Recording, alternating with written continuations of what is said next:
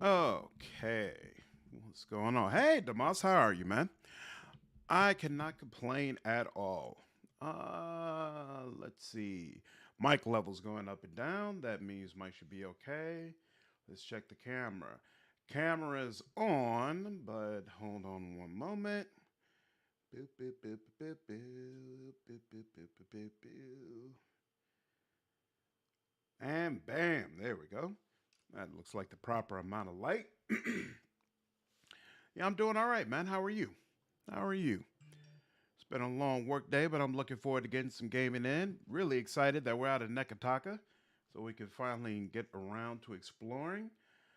Let's see. Hensler, what's going on, man? How are you? Let's go with the playing game screen. And oh, that's right. I had to make it a presentation screen because it kept screwing up.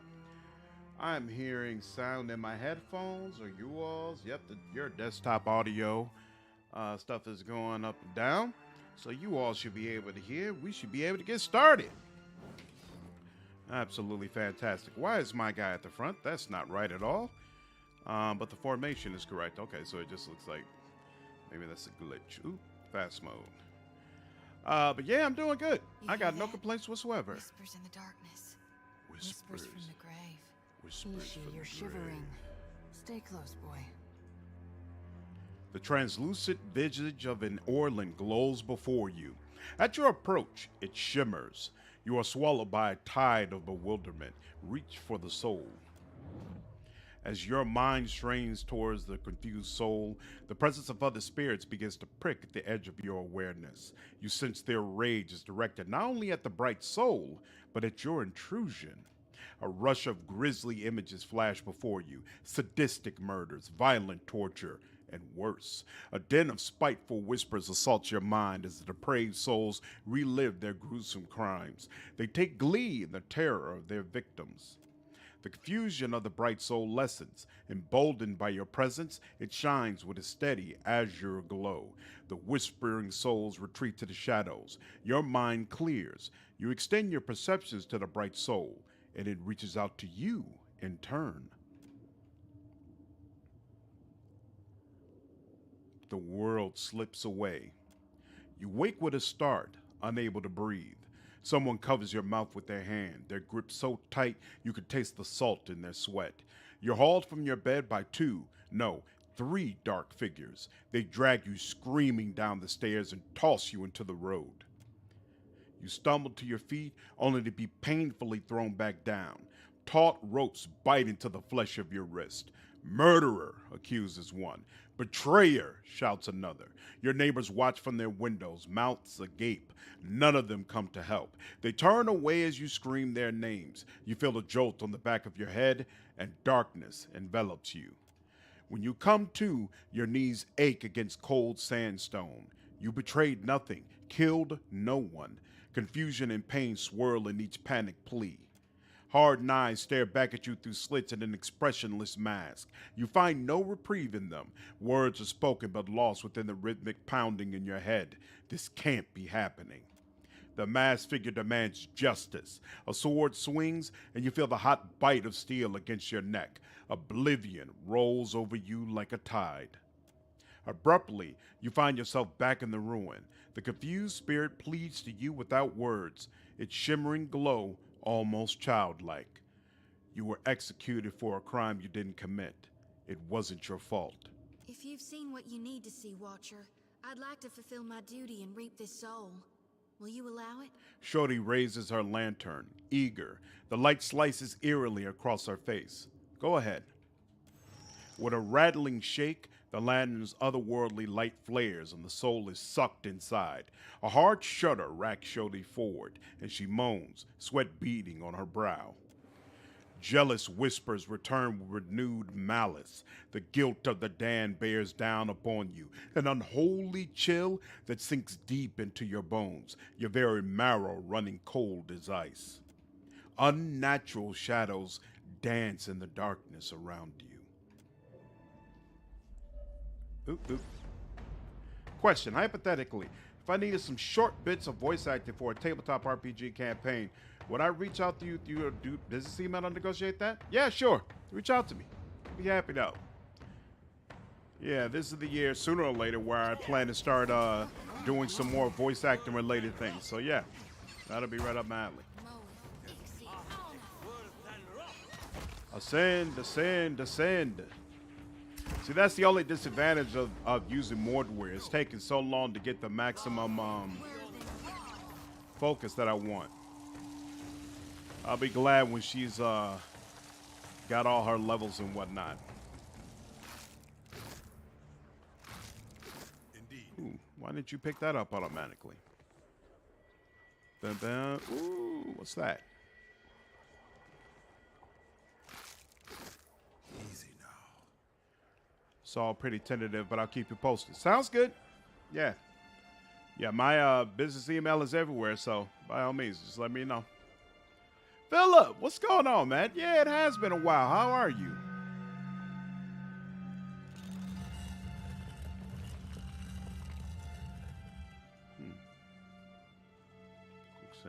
Ooh, that's going somewhere else. But we'll wait on that. This door is stuck fast. The statue decorating this small shrine has been dusted and polished to a shine. Oh, is that it? I think that's it. Okay.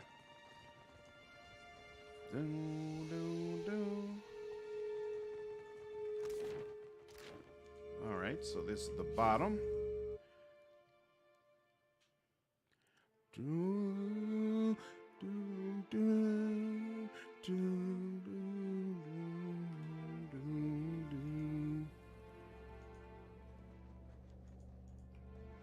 Okay, can't go here. And bloody note. Exams everywhere. Got one left for this semester now, though. I've been very busy. That's awesome. I hope your exams have been going well then. And that you've been doing the studying that you're supposed to be doing. No sense in making school any longer than it has to be. Ooh, Maya handling business. I appreciate it. There you go, Heather. I need you on tanking duties. Thank you very much. Get in the middle of all that. Yep.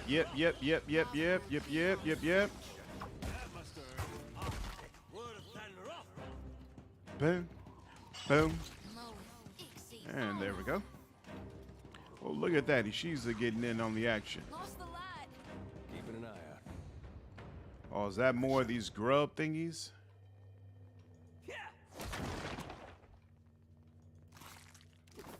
Deserted cat. Okay. Well, you will be deserted no more in just a moment.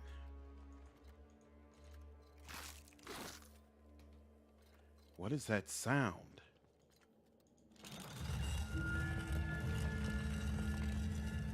Way to get over there, no problem. And that looks like regular stuff to me.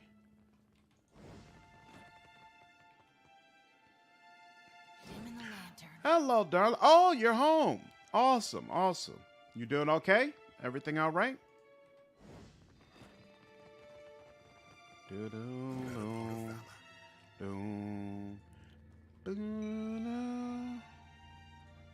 feel a soft breeze blowing through the crack in the stones above. Not sure I can. Okay. So this was a separate area, so I got to make sure if this leads to some stairs or something, I still need to come back. Ooh, it does not lead to stairs. It leads to these annoying guys. These guys, they usually have like confusion-related things, right? Boom, doom, doom, doom, doom, doom, doom. Whoa. He's just walking freely. I don't like that. I don't like that at all. In fact, all of y'all concentrate on him. I don't know what he intends to do, but it's probably nothing nice. And there's another one, right? Wait. Who's that other one that's over there? Okay, I don't think that's one of ours. No, that's at her, right? Who are we? Yeah, we're going to... Stop. Dang spore, yeah. Ooh. This is ready, though. Tired as usual, counting life. Yep, I'm all good, darling. The accounting life that you love so much. Oh yeah, been going really well. Just got reread the first semester compendium for the last one. Awesome. Awesome. Okay. Glad to hear it, man. What are you pursuing again? Moonlight. What's going on? How are you? Yeah, this is going much better than the Underdark did, thankfully. Counting life, I know that tired feeling. I do finance. It's brutal sometimes. Yeah, my wife always reminds me, accounting is not the same as finance.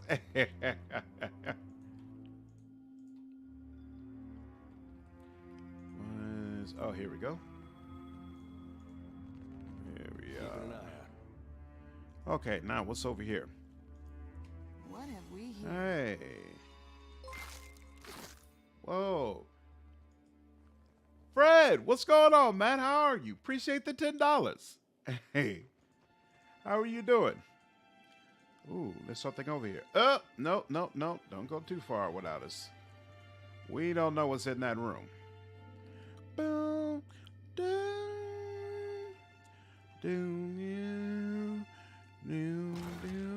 okay. Oh, whoa. What's going on here? The crush of time is significantly weak in this section of wall. You feel a slight breeze coming through the cracks between the stone. You suspect that the wall will come down with a little bit of force. Pry bar. Use a pry bar. You start to put leverage on the pry bar and the wall begins to tremble. If you continue, there will be no way to get out of the way without collapsing the wall on yourself. Stop using the pry bar then. Bomb the wall with a grenade.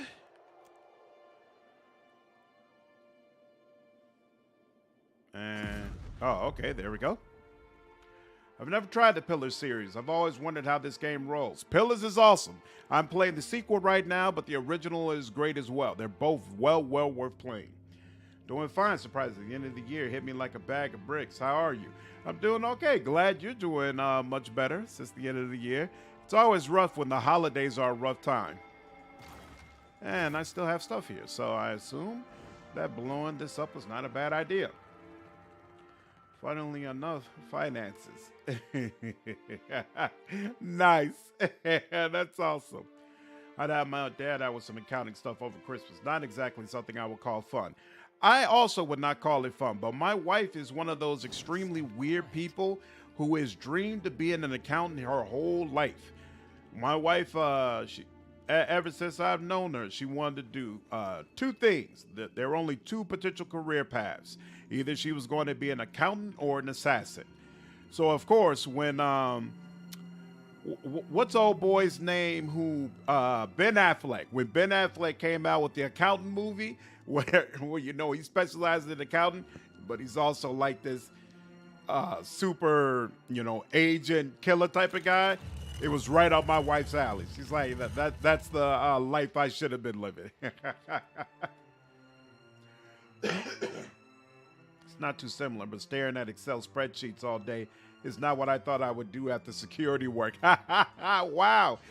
You went from security work to finance? That's interesting. What made you go that route? Hey, perception works much better now. Accountant is not finance, but we do know each other and know each other's pain. Absolutely. Yeah, big difference from the two for what I've gathered. Traps. Ben Affleck, an accountant. He was living the dream. I'm really looking forward to your guides on the Pillar series, unless you already posted them on channel. I have not posted them on my channel. In fact, the only thing I've posted thus far on my channel is an impressions of the first Pillars game. So ironically, tomorrow, my review of Pillars of Eternity 1 will be coming out on the channel. So look for that. I'm probably also going to do... Oh, that was unfortunate. That's extremely unfortunate. I know next after that, I'm probably going to do a ranking of the Pillars of Eternity 1 party members. Don't really have plans outside of that. So if there are things that you all want to specifically want me to do, definitely make sure you comment and let me know. You know, I'm pretty open. Why isn't mine doing anything? Why isn't she attacking? Should be attacking. There we go. I mean, somebody needs to be passed by, otherwise nobody's going to do it. Absolutely. Okay. There we go. Ishi, quiet time. Ishi, quiet time. Nothing is better than a balanced balance sheet. Hey, what do you keep saying? Debits and credits. Gotta make sure the debits and credits are correct. Zurp chitters angrily away from you. What does that mean? Boom. Boom. Trouble up ahead. Uh-huh. I see that. Oh, there's a lot of these people. My, there's a lot of y'all. There's really a lot of y'all. Why are there so many of you? Why are some of you breathing fire? That's disconcerting as well. Good Lord.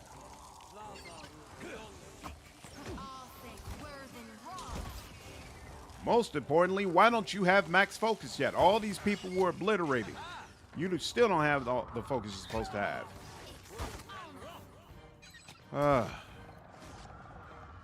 Things we do to get party members. Whoa, he just oh. Chill fog. Interesting. All right. Let's keep my shot. Ooh, there's a lot of stuff in here. Schedule, honestly. Security is too all over the place with covers. Now I just do 4 to 10, Sunday and Wednesday. 6 p.m. Let me spend more time with my wife and see the sunlight every now and then. Yep. I completely understand. One of my best friends has been in security for ages. And it always seems... Ooh. How do you suppose he wound up here? Interesting. And it always seems like such a rough time. So, definitely let me know it wasn't something that I wanted to get into. Pillars 2 video about each class and archetypes in the style of your Wrath of the Righteous videos would be pretty cool. I don't know if Pillar 1 has archetypes. They do on some level. And I've thought about doing that. In fact, maybe I should do it more in that style. Like, I want to do a ranking series for them. But it would probably be better to start it the same way I did with Wrath of the Righteous, where we kind of review the classes first, and then we do a rankings video on it. That'll probably give me more time to make sure I actually know what the hell I'm talking about, which is, you know, kind of important when you're doing those type of videos. Also, my bad, when I was majoring in is called marketing economist, not finance. Being Danish, I sometimes confuse English words. Not a problem. All good. What did you find, Ishi? Ooh, more traps, apparently. I'll take care of it. Oh, it's the bird discovering the traps. I was like, man, she's seeing them from way out. Threed, what's going on? How are you? Yo, I got to hear it's my Bleak Walker. Still garrote. So, as the Bleak Walker, do you choose a deity? I can't remember. Like, because I swear you said that there was some class you were playing where Wodoka was your deity. But I don't remember if the Bleak Walker was it. Ooh. Okay. Rough. Ooh, yeah, let's go ahead and deal with you. Really don't appreciate you coming so close to me. Ooh, there we go. That's what I like to see. Max focus, sir. Max focus. Yes, sir. Keep that going. Keep that going. Yep. Need something stronger. Don't worry. No. I got something strong. I just need you to stand there. Just stand there. It'll all be fine. There we go.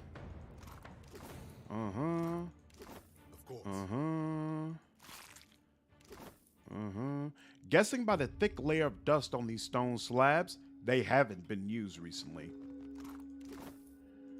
I think that's the cleric. I know the cleric chooses deities, but I couldn't remember if they were the only class that chooses a deity. So the girl has Wodaka. Have Wodaka as your ending. There we go. I knew there was something. Okay, so Wodaka was pretty much on your side. Nice. I love your videos. They really help me choose my builds without having to restart a million times. Awesome, Oliver. Glad to hear it, man. And the way the priests here interact with you is just, it's disappointing. Oh, I was figuring that they would welcome you as a brother. That's awful.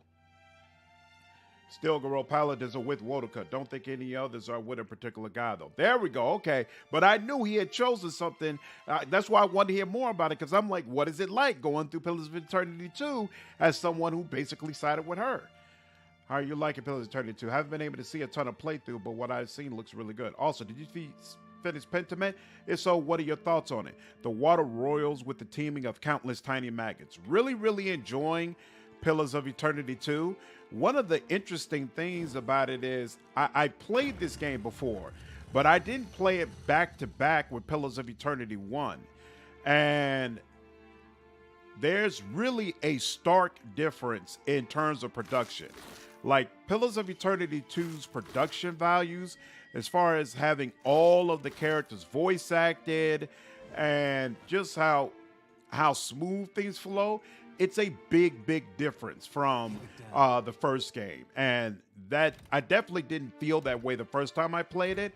So having it back to back like that is really cool. I did play Pentiment. I did finish it. I never did a review. So that is on my list of things to do for this year. It's clearly a labor of love. I appreciated it. It wasn't my cup of tea. You will meet justice. Kneel, Oswald, and be tried for your crimes. Wait! I can pay you. I can make you all rich. Just let me go. Your bribes fall on deaf ears. Would you say this is gonna We be a seek trial only by to fire? exact Wodaka's justice. What? So 3, when you say there could have been more, was there any at all? Like, did they acknowledge you as a follower of Wodaka? As you enter the large chamber at the bottom of the pyramid, you notice a sizable group of well-armed people dressed in raiments of the steel garrote. In the center of the group kneels a man bound at the wrist. He looks around wildly. His eyes widen when they fall on you.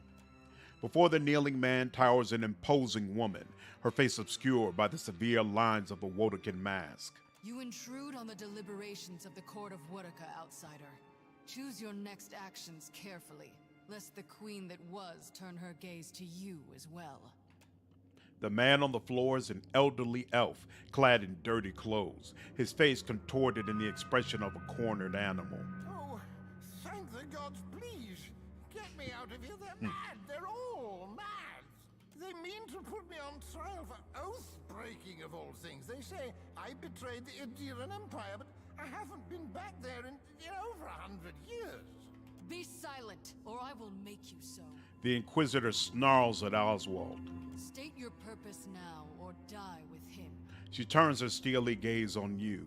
Through the slits in her mask, you can just see the glint of her eyes. Do you condemn the innocent out of spite or mere incompetence? The Inquisitor bristles at your impertinent question. She grabs a sword hilt and begins to step forward, but stops herself, suddenly uncertain. Her followers share pointed looks with one another and say nothing to challenge or defend her. Explain. Leather creaks as the Inquisitor's hand tightens on the hilt of her sword. I'm a watcher. I've conversed with the tortured souls that met your justice. Not all were guilty. Ah, the Watcher of Cadnua graces our presence. Your deeds are well known to this court. Her tone is dangerously short. Those that attempt to lie to me find I am not easily fooled. Tell me, Watcher, how many of these souls do you claim were innocent? 1. She stares at you intently for several moments, her eyes as unreadable as the mask that hides her features. Even should you speak truthfully, you must see the wisdom of these proceedings. Imagine the greater good achieved by dispensing the reckoning this filth deserves. Would you prefer these monsters walk free at the expense of the truly innocent? And who holds them accountable for serving the greater good? Who ensures they do not become the same as those they hunt? Theos also believed he was an authority unto himself, and he wielded that authority to the detriment of many, many people. What about this man? I see only vigilante justice. Any mistake in your judgment proves my point. You have no authority in the court of Woodica. Only the queen that was holds sway here. I pray your soul learns from your mistakes on its next turn about the wheel. So wait. Would you recommend playing Pillars of Eternity 2 if you never got into Pillars of Eternity 1? Yeah. It starts out in a way that makes it very easy to pick up where it left off. And while there are some things for the first game that transfer in, it's not a situation where the story details from the first game like have a huge bearing on the second game. The second game is kind of its own beast. Hey, I'm here to support you, brothers and sisters. They say, all right, you can witness this. They get on with the execution. They tell you to get out and never return. That's it? Really? Disappointing. I share in your disappointment, sir. That's unfortunate. It should have been better. It absolutely should have been better. Hey, there we go. Uh-oh. I don't appreciate that. Hold up. Wait a minute. You could do that. She's up there with him. Yeah, we'll just leave it at that for now. Ooh. And then if that's the case, let's try to take. Myers. Record shop. Speak to Oswald. Woo! Man, things are much better when you actually facing enemies that are the same level as you. The statue of Woodica extends so far below you that you can't see its feet. Okay. So fun thing, the campaign I'm working on is set in 40K on board a Rogue Trader vessel. I might be riding that hype train pretty hard. That's awesome. Yeah, let's ride it together. I'm on that exact same train, man. In fact, I mentioned there's a couple of Pillars of Eternity videos I'm working on, but as soon as I finish that, next thing is going to get back on 40K. I need to start doing, there's a couple of lore videos I want to do that I missed out working on, so I'm definitely going to get on it. I owe you a debt too large to repay, stranger. Well, as long as you know, he wrings his hands and gives you a shaky smile. How did you ever find me all the way out here? Did Inalis send you? Khan sent me looking after you. That tenacious little wretch. I owe her my thanks. And a drink. Several drinks. And a fair bit of money, too.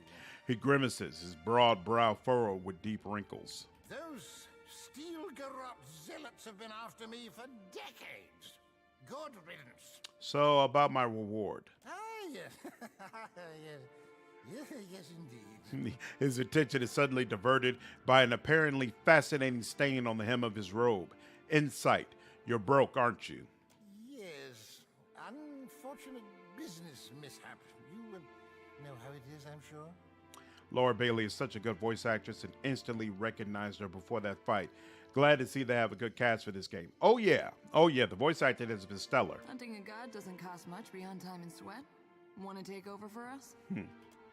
He titters nervously and twists the hem of his robe in his hands, unwilling to meet your eye.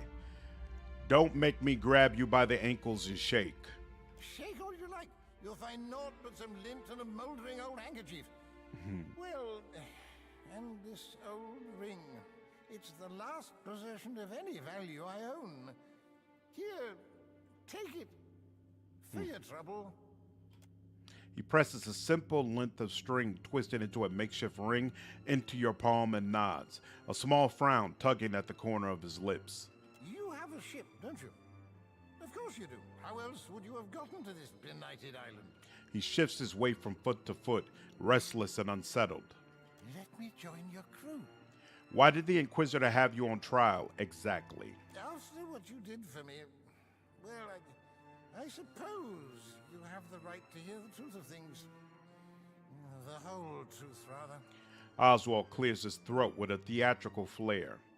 I was shot to London. She's also what's her name? The Priest of Gone. Yep. Mm-hmm. Oswald sounds familiar. Elder Kai from Dragon Ball Z. Not sure. Nice. Any chance for a Stardust guide for Pillars turning 1 and 2 sometime in the next few months? I remember kicking myself for the initial mistakes I made with Pathfinder or Kingmaker and Wrath of the Righteous. Oh, like some tips and tricks and that type of thing? Good call out. I'll that's probably something that I should do. You'll remember that the Deerwood was once a colony of Adir, yes? Well, I was one of the first colonists to set foot on that benighted continent. When it became evident the Deerwood intended to revolt, I took their side in the War of Defiance against the country of my birth. I'm sure you'll be astounded to learn the powers that be in Adir didn't much like that. The Steel Garrot's been after me for my grave transgression ever since. History. That was over 150 years ago. They've been hunting you all this time? Those Steel Garrot hounds are relentless. But it should be a couple of years before they find me again, thanks to you. At least, I hope as much. His shoulders slump. What could you offer as a member of my crew? It's no secret I'm an old man. Now, I might not be able to hoist a mainsail any longer, but I've picked up a thing or two about navigation in my decades of traveling. He bounces back on his heels, every word coming faster than the last. And I don't care much for coin, I can tell you that. An extra ration of rum here and there, and I'll be perfectly contented. Welcome aboard, Oswald. Thank you, my friend. I owe you a debt twice over. He gives you a toothy grin and stands a hand's breadth taller.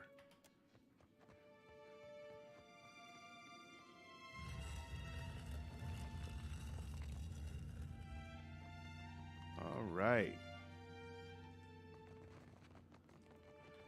And that's all, folks. By the way, tried my hand very briefly at a fog mage on Artola. I'm sticking with the bone previous units. Trying to have some fun with camp stories.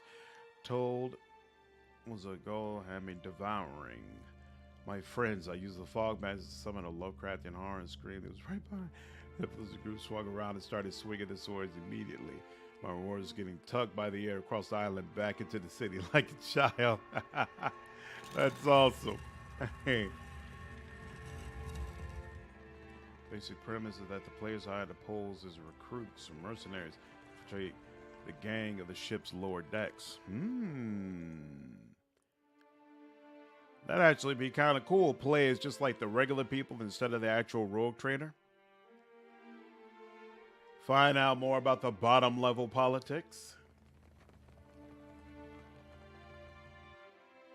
Pillars atmosphere reminds me of the game Planescape Torment, if it was modernized. Well, it was based on those type of games. Planescape Torment, Baldur's Gate, like it was made in that same vein. I already explored this island completely, right? Yeah, I did. Okay, cool. I actually have no idea what's next. So games pause. Hold on. So we went here. Crookspur Captain, Wrong Stopper. Actually, ooh, no. Royal Deadfire Company Expert. That's just a regular guy. What's going on here? It's Crookspur Captain. All right. Fort Deadlight. What's dunnage? I think we're not ready for dunnage yet, right? What is the name? The Man of Chimes. Oh, we could go if we wanted to, actually. Difficulty. This quest is at or below your character's current level. Success is likely. Huh. Okay, that's a thought. But you know what? No, we're gonna go with Fort Light, which means we need the flag. Uh-oh. No. Oh, ooh. I got scared for a minute. Okay, cool.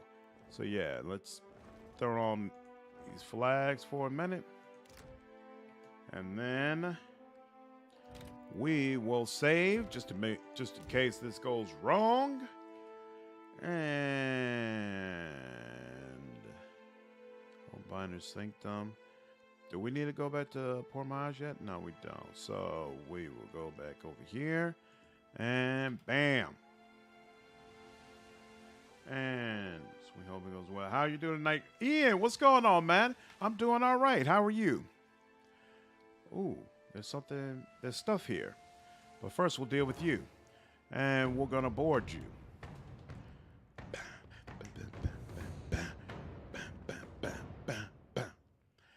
What do you think of the ship combat in this game? I haven't done any of it yet. I've been boarding every single time because every time I came close to a ship, the chat started going crazy, like board, board, board. The ship combat is terrible.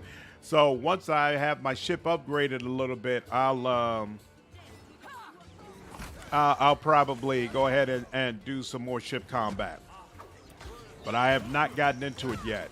Woo! Look at that. Bounties. Bounties, bounties, bounties.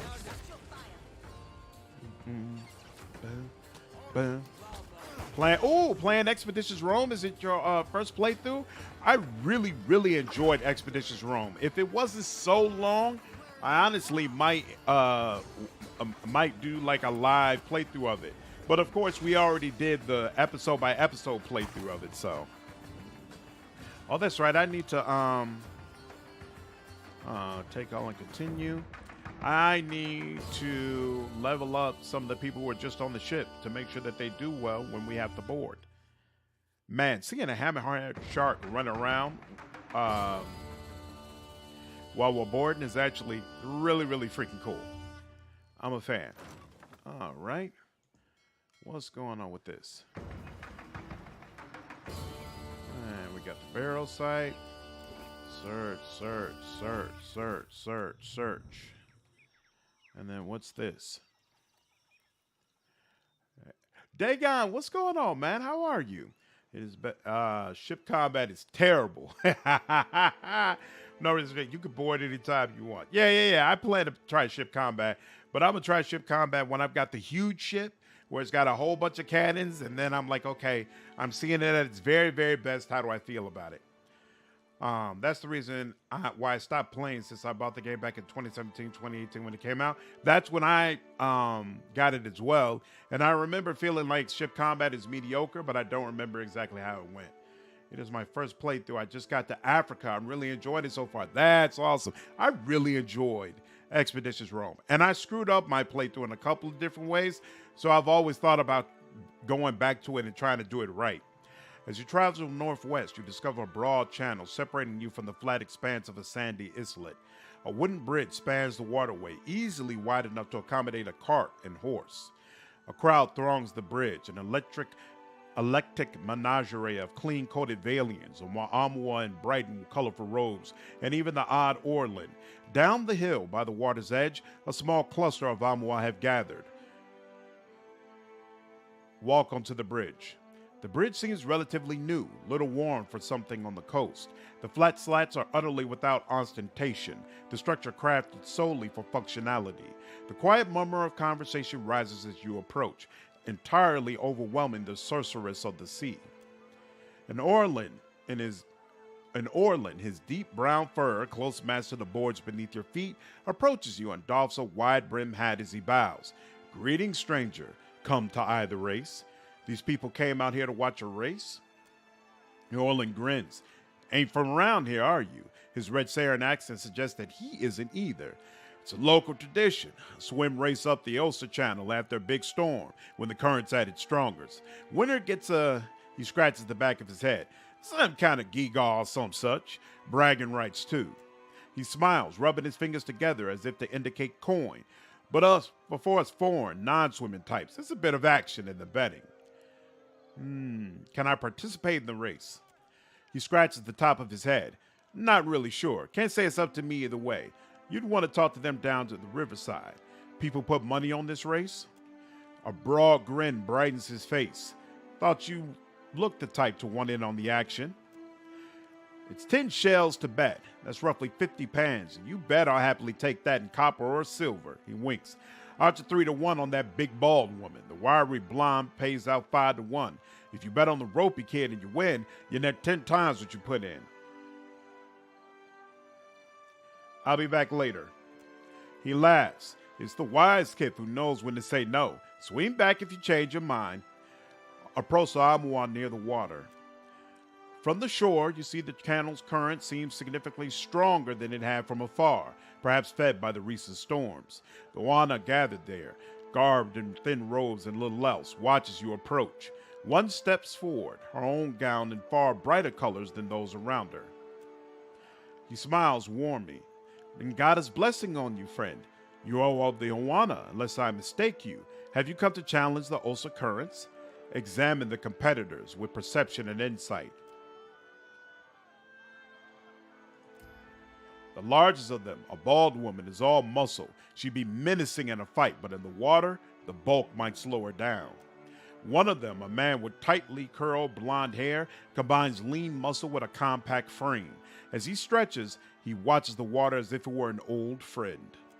You doubt that third, a gangly teen, should even be here. A light wind might carry him away. What's this all about? The arc of her hand describes first the swimmers, then the waters, then the islet on the other side. They challenge the Osa Channel. The rains fell and the waters run swift. They must swim swifter yet. For each who finishes, there is honor. For the one who wins, there is more. Who stands the best chance of winning? She chuckles, a hand flat up on her stomach. The one in Gotti's favors, as sure as the tide. But you don't miss her glance towards the wiry blonde Amua. I'd like to join the race. She bows her head slightly. Then Akira, cousin, we welcome you to do so. I'm ready to race. She nods and motions you toward the channel. Then go join the others at the water's edge. Leave your clothes up on the rocks, and they will warm you after. I have to get naked for this? She shrugs, the faintest hint of a grin twisting her lips. We require nothing. Go to the water and strip down. You shrug off your brine-crusted clothes and lay your belongings on the rocks. My, Watcher, you sure are.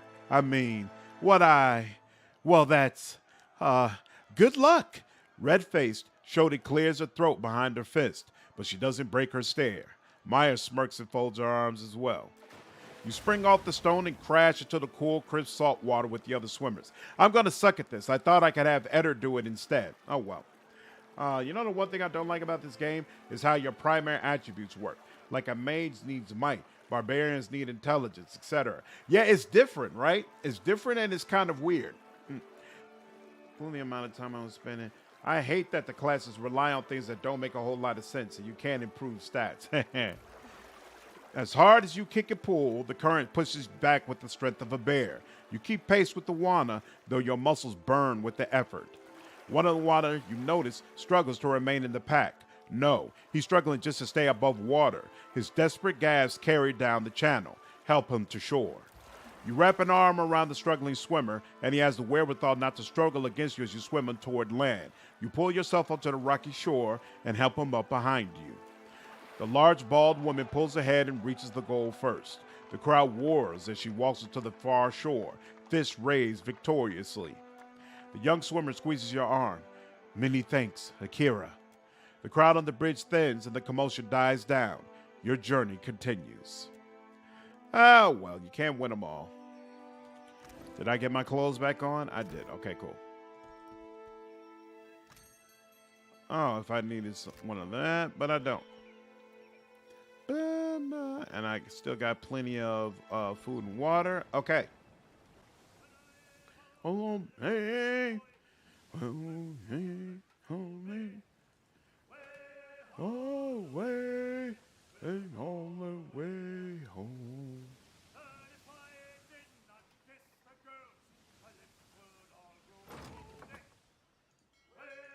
Oh, way. Ooh, what's up with that storm? Way, oh, way. You come upon an abandoned sloop run aground on the beach. The nearby coral and volcanic rocks may have smashed its hull to kindling, but there still might be something salvageable in the hold. Sift through the wreckage. You took some time to explore the wreckage and find a crate of Adventuring supplies and a pry bar. Continue searching the ship. You continue poking about the wreck and find a cannon in surprisingly good condition. You continue poking And that. And there. Nothing left. Ooh, Steel Preacher. Interesting. Hey, look at that. All right. Oh, these are repair supplies. I don't think I even need repair supplies. But hey, still not bad to have. All right. Dead light.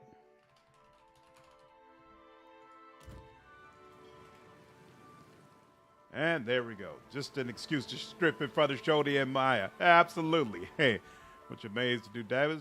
Well, they can bend jail bars with their bare hands and choke out city guards with glares alone. Ha ha ha.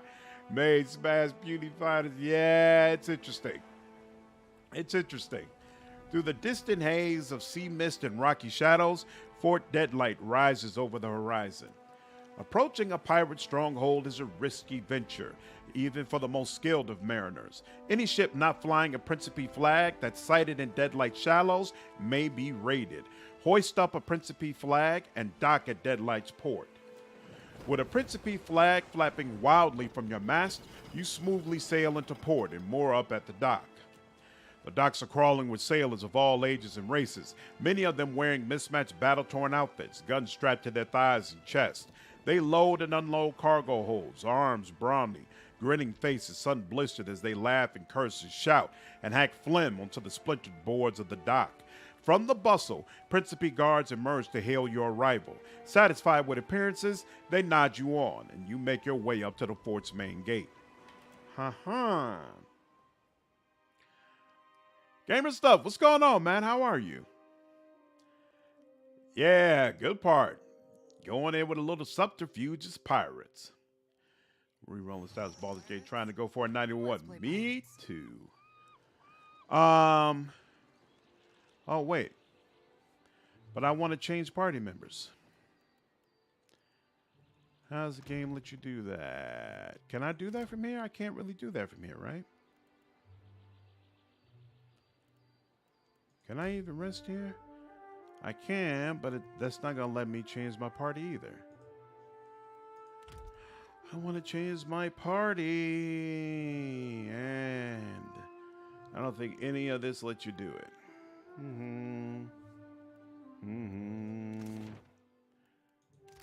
Yeah, I want Seraphim. Oh, so maybe I need to do that before I got into Fort Deadlight. All right, 1 second. 1 second. Ba, ba, ba, ba, ba. Ba-la-la, ma-ma. Oh, here we go. Bam. And who? I guess I'll dismiss you. Guess you. There we go. I loved this game once. What? Come on now. Gotta do this all over again? Uh-oh. You don't love it anymore? You fell out of love with it? What happened?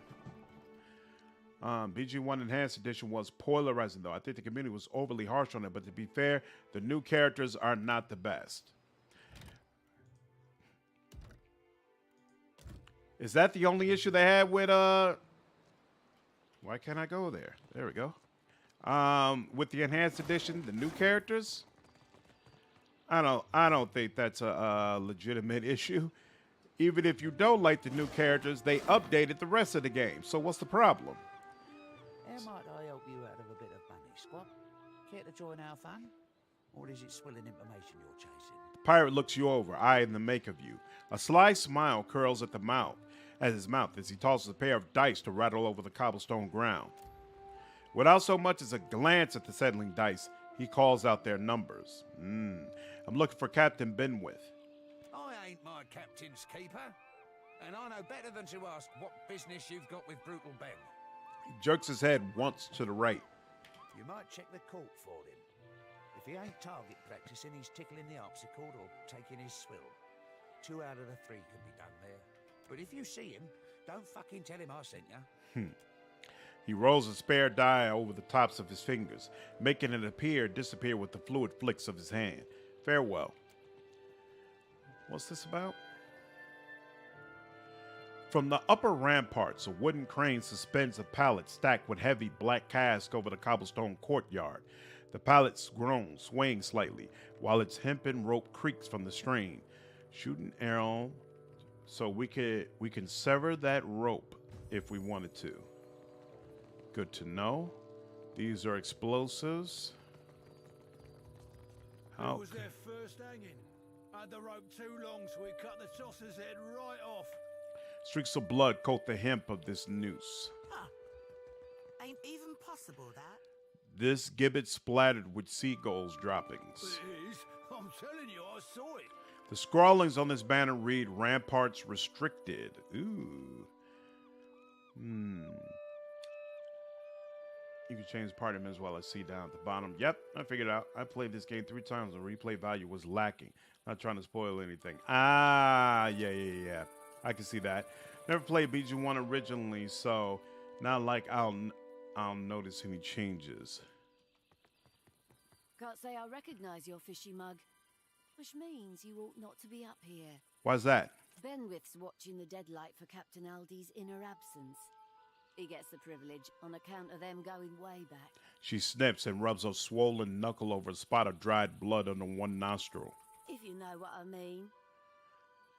I think I do. If you're thinking it's because of him being one of her crew when she commanded a man of war in the Deerwooden Navy, then you'd be right. She spits a tooth out. Oughtn't you to know that, though? What's this skullduggery? Bluff. I drink too much. Makes me forget things. Aye. Who isn't a sodden prick around here? You're in good company. Enough prattling. For now, only Benwith's personal crewmates are permitted into Deadlight's Heights. You ain't one, so swim off. You get in a fight recently? Had a spot of trouble at the forge. He's sorted now, though. Her eyes brighten as she rasps a rough laugh. Don't be worrying about my kisser. Enough prattling. For now, only so swim off. No need to be rude. Back away. It's not that I don't trust you. But seeing as I don't trust you half so far as I can throw you, I'll be escorting you down. Like that made Monk weaker, changed hot arrows of fire. I reckon one of them's gonna sound the alarm. In general, they nerfed poison. There's a bunch of stuff they didn't need to do. I personally think monks in that game were pretty bad, and now they're the worst class in the game. The new party men of Rasad is flat out bad. F+++ tier, doo-doo garbage party member. Damn! I only used him for his quest, so I can't comment. Ooh. Do you get... the thing. I've done it. Okay, cool. It doesn't impact you if you unlock it, just if you try to take some of it, I assume. Easy now. And here we go. There we go. Excellent. What'll it be, Swabby? No Nut Ned? Wow, that's a hell of a nickname. Show me what you have for sale. Right away. The Bloody Lynx. Medium armor of exceptional quality. Blood price. Imbued with blood, the male constricts and ripples seemingly under its own power. Grants a bonus to all defenses when the wearer becomes bloodied, but that shouldn't be happening. Killer's gloves. Plus 10% crit damage with weapons. That's interesting. Evasion, we already have that. Fine. Do we have... How do I get to my stash? Do we have... We've got 3 ropes and grappling hooks. What about... Oh, we've got 11 of these chisel thingamajigs. I'll take one more of these. How are the lockpicks looking? 41. You know what? I'm going to take these just in case. Trade for that. And then is there anything obvious we can go ahead and just sell? There we go. Yeah, let's take that. I'm not going to sell any of the unique stuff yet because honestly, I don't know my builds yet. So I might actually need some of that stuff. So we're just going to keep that on ice for now until I make a decision. But the rest of this stuff, I know... Ooh, plate armor. We'll only sell one of those. That might be useful then. The rest of these, I'll go ahead and chuck because I know long term I'm not going to hold them. Oh, Arkemir didn't ask for his robe back. I thought he's supposed to do that. Maybe he doesn't do that anymore. I'll keep one of these. I might give that to Pallegina. We'll see. I haven't gotten any special armor yet. That seems kind of odd. Bum, bum, bum. There we go. Trade all that. Okay, cool. You keep saying BG, the same BG. Well, Dagon is referring to Baldur's Gate. That's what he's talking about. He's not referring to this game. Steel, what's going on? How are you? Glad you're able to join the stream. Been a big fan of your videos since Pathfinder Wrath launched. Saw y'all Wolfhard FPS channel and realized you had your own live streams going. Stopped by to say hi. Thank you. Appreciate it. Appreciate it. Welcome. Yeah, I've been live streaming now for a little bit. Still getting used to it, though. I haven't done anything with my background or anything like that, so I'm hoping to make some changes in January. We'll see how it goes. But glad you're able to stop by. Depends on what your goal is. Like if you want a front-loaded DPS rogue behind mine. All right, higher you go, the more worthless it gets. I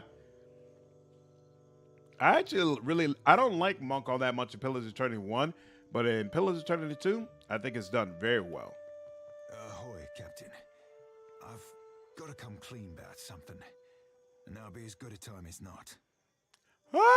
I certainly can't object to a cleaner Seraphim. Much as I hate Benwith, the main reason I signed up with you were to get here. To get a chance to look for a man named Romaro. Who is Romaro? That'd be a longer story than we've got time for. Quick of it be that Romaro's in trouble. The Principe have sent a ship hunter after him, and I've got an evening and a half to find him first.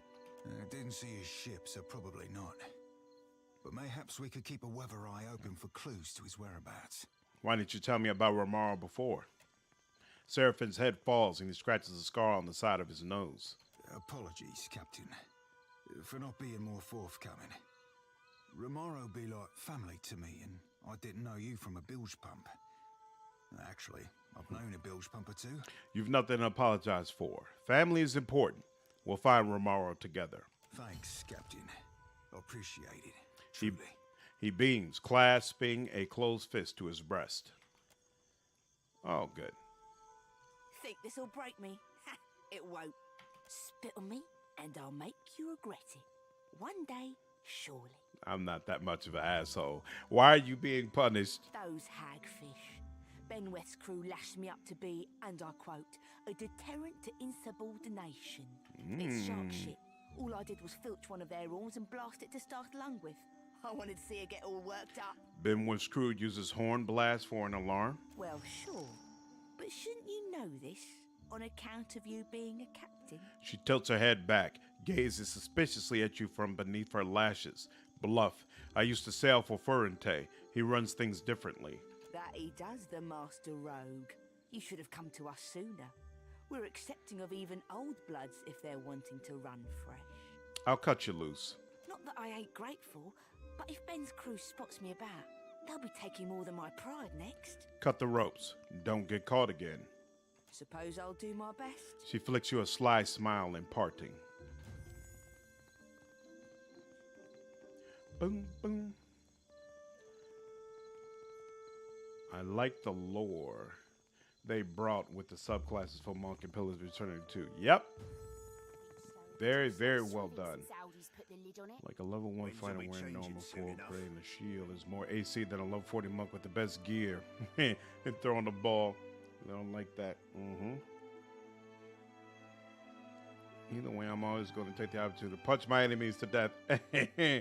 And that's what I like about monks.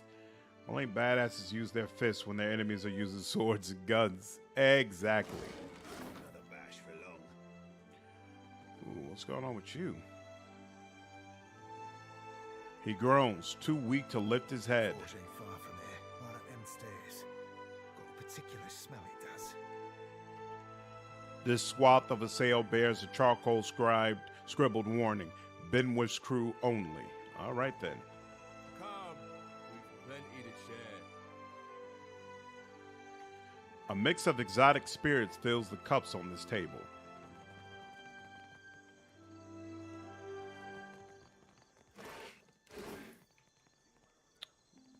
So, let's see. Whoa there. Watch your step. The stones are a mite slippery. The pirate stumbles when he turns, slapping a palm onto the table to steady himself. In the process, he knocks a tankard to the ground, spilling a frothy beverage. Here's to ourselves. May the gods grant us more gold and luck than we can imagine. He raises his mug high overhead. Is this a celebratory drink? You bet.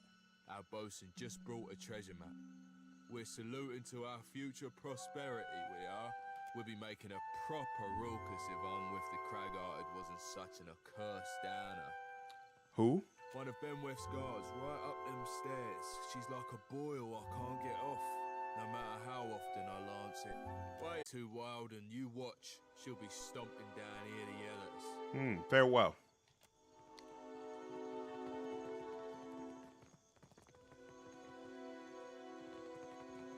Why in the blackest alley you clomping around so loud? Howbeit, you're not allowed up here, you no-good fuddlers. You got a problem with drunks? Just got no patience for them, the bilge lickers. It's rot enough I'm posted next to the forge, having to listen to that hammer striking non-stop all day long. What is bilge? Bobby, what's going on, man? How are you? This is a quick eye before I go to work. Hey, look, at least you're gainfully employed. A lot of people can't say that, man. Don't do the sorrowful face. Just go ahead and make your money, dude. It's all good. Add on those howling guzzlers at the bottom of the stairs, and you get the picture. Enough gabbling. The ramparts are off limits to anyone but Benweth's crew. Run off, or I'll run you through. Back away with your hands up. No need to get testy. Shrugging, the pirates flanking the guard amble away. No, I'd best escort you back. Follow me if you want to keep living. Try to sneak past if you want to die.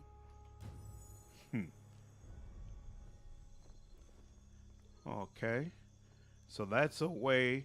So I can probably get rowdy with them, and that's a way into the forge if I want to. These are the dungeons. The inscription on the banner reads, "Keep away from the dungeons," okay? And then finally, what's going on here? Nope, nothing here. Okay. To court. Yeah, don't get me wrong, the class fantasy is fine for most, but they can't do anything on the classes can do except quivering palm, the thing that never works at Baldur's Gate 2 unless you really hate that random banish. Before I go introducing you to Siri, I should mention something. The bilge is a space below the floorboards in the ship. Disgusting, stagnant water collects there over time. Wow, that's awesome. That's true, but I wanted to play Pathfinder instead. Oh, yeah, I completely understand. I completely understand. Seraphim frowns, scratching at his furry chin. There's always a complication. Aye, see you getting savvy to Andra's salty laws. I might have said things to Siri when I last dropped anchor at Deadlight. Just lovers' words, savvy. But I can't say I rightly lived up to them. I ain't saying there's a problem, just a possible wrinkle in the old charts. A pirate misleading someone to plunder their booty? Shocking. You ain't sailing with bare poles, Cap. All I'm saying is, you see her go for a pistol, you best step away from me.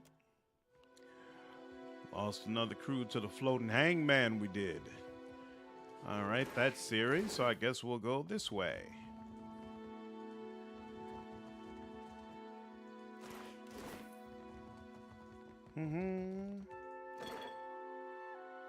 Deadlight horn.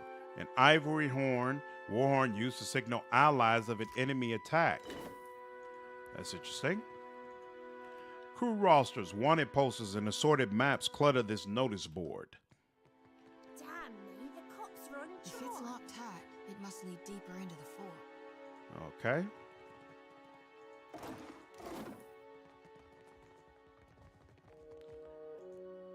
Rats scurry along among the discarded barrels of grog.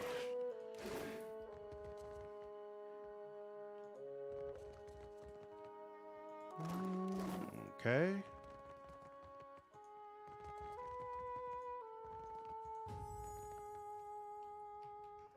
Here. Wastewater, normally it's stagnant between bulkhead and ballast at the bottom. So it's fair to follow up with bodily fluids, I think. Yuck! So a Bill's liquor is very disrespectful. Well, time to go.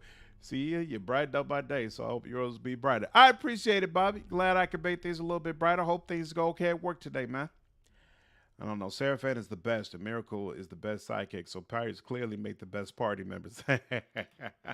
I do like Seraphan. The Orland's large eyes grow larger as you approach, then narrow to a sharp edge. Her hands briefly ball into fists before finding their way to her hips. With a sharp twist of her head, she flips seaweed green hair over one shoulder. Look who finally washed back up ashore. The edge to her words matches the sharpness of her teeth. Seraphin winces. Ahoy there, Siri.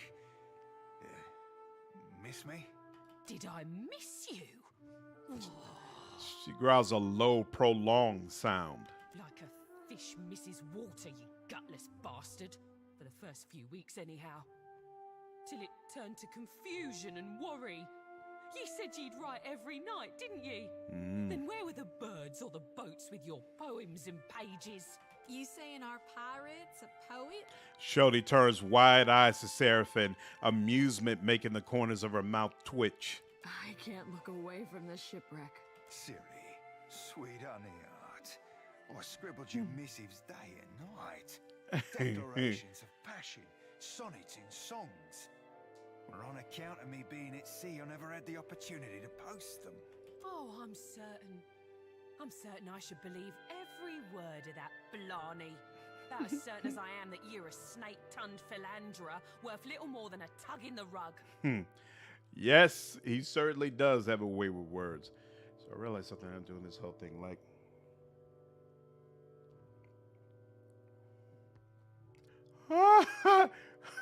You massacred everywhere in the basement? Yes, Threed. You could avoid massacring everyone, sir. But I mean, you're playing as the Garrote Paladin or whatever, so I guess it makes sense. I plundered you up a pair of fine, very fine, snakeskin boots, with that tooling you like round the cuffs and all. But the gentleman sprung a leak, and they ended up thoroughly sodden. She scoffs, and he looks at you with a shrug. Tell her, Cap. Diplomacy. I'm sorry for keeping Seraphin at sea for so long, Siri. As captain, the responsibility rests with me. The Green Orland snorts, her breath briefly catching up her hair. I take it your mother never learned you what a fool notion it is to cross an Orland scorned. Ah, balls. We be in for it now. Ye can't just go showering a lass with wildflowers and filling her head with verse if you're planning to ship out and never see her again. Seraphin winces, and shame splashes you like a bucket of cold piss. Oh, his visions. Let the visions come. Slick wet fur in the lamplight, callous palms perusing her belt, tweaking teats and biting at the soft edge of the neck, thrusting into hotness, yet tender, hopeful, not that this time will be the one that lasts, but that she might forget this sodden shithouse for an evening or two. You've been lucky thus far, you know. I'm of half a mind to call ye out, and I'm no worse than many with a blade.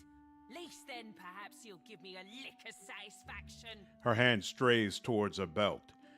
Deadfire Archipelago. You really want to kill Ferrante's personal ship hunter? With a half step away from you, Siri lets her hands drop to her sides. They curl into small, furry fists. I know you're not worth it, you cockswabby. Yet it's tempting all the same. I be truly sore and sorry, lass. Sorrier still than that. I won't go spinning no yarns about being married to the sea or coming home to you someday. I ain't that gentleman, nor never will be neither. He strains and meets her eyes. Me neither, Dagon. I always blow at the piano. Like, to me, it's the natural option. All I can promise you is that what be broken me, there ain't fixing for. I'll be a right sad fuck. And there ain't nothing to account for it but me. Well said. Ciri sighs, wraps herself in her arms, and peers at Seraphim for a long, quiet moment. That I can understand. I'm not forgiving you your lick now. I won't go seeking for your blood, neither. Now, why don't you be telling me what you want so I can be shot of you for good? Seraphim nods. Hey, you buy your squishy bits? Oh, wow. Aye, lass. The captain's got an ask or two about Deadlight. But first, I need to know. You remember Romaro? Sailed with me on a sorcerer. Aye, I remember Romaro. You think I've gone wet in the head or something?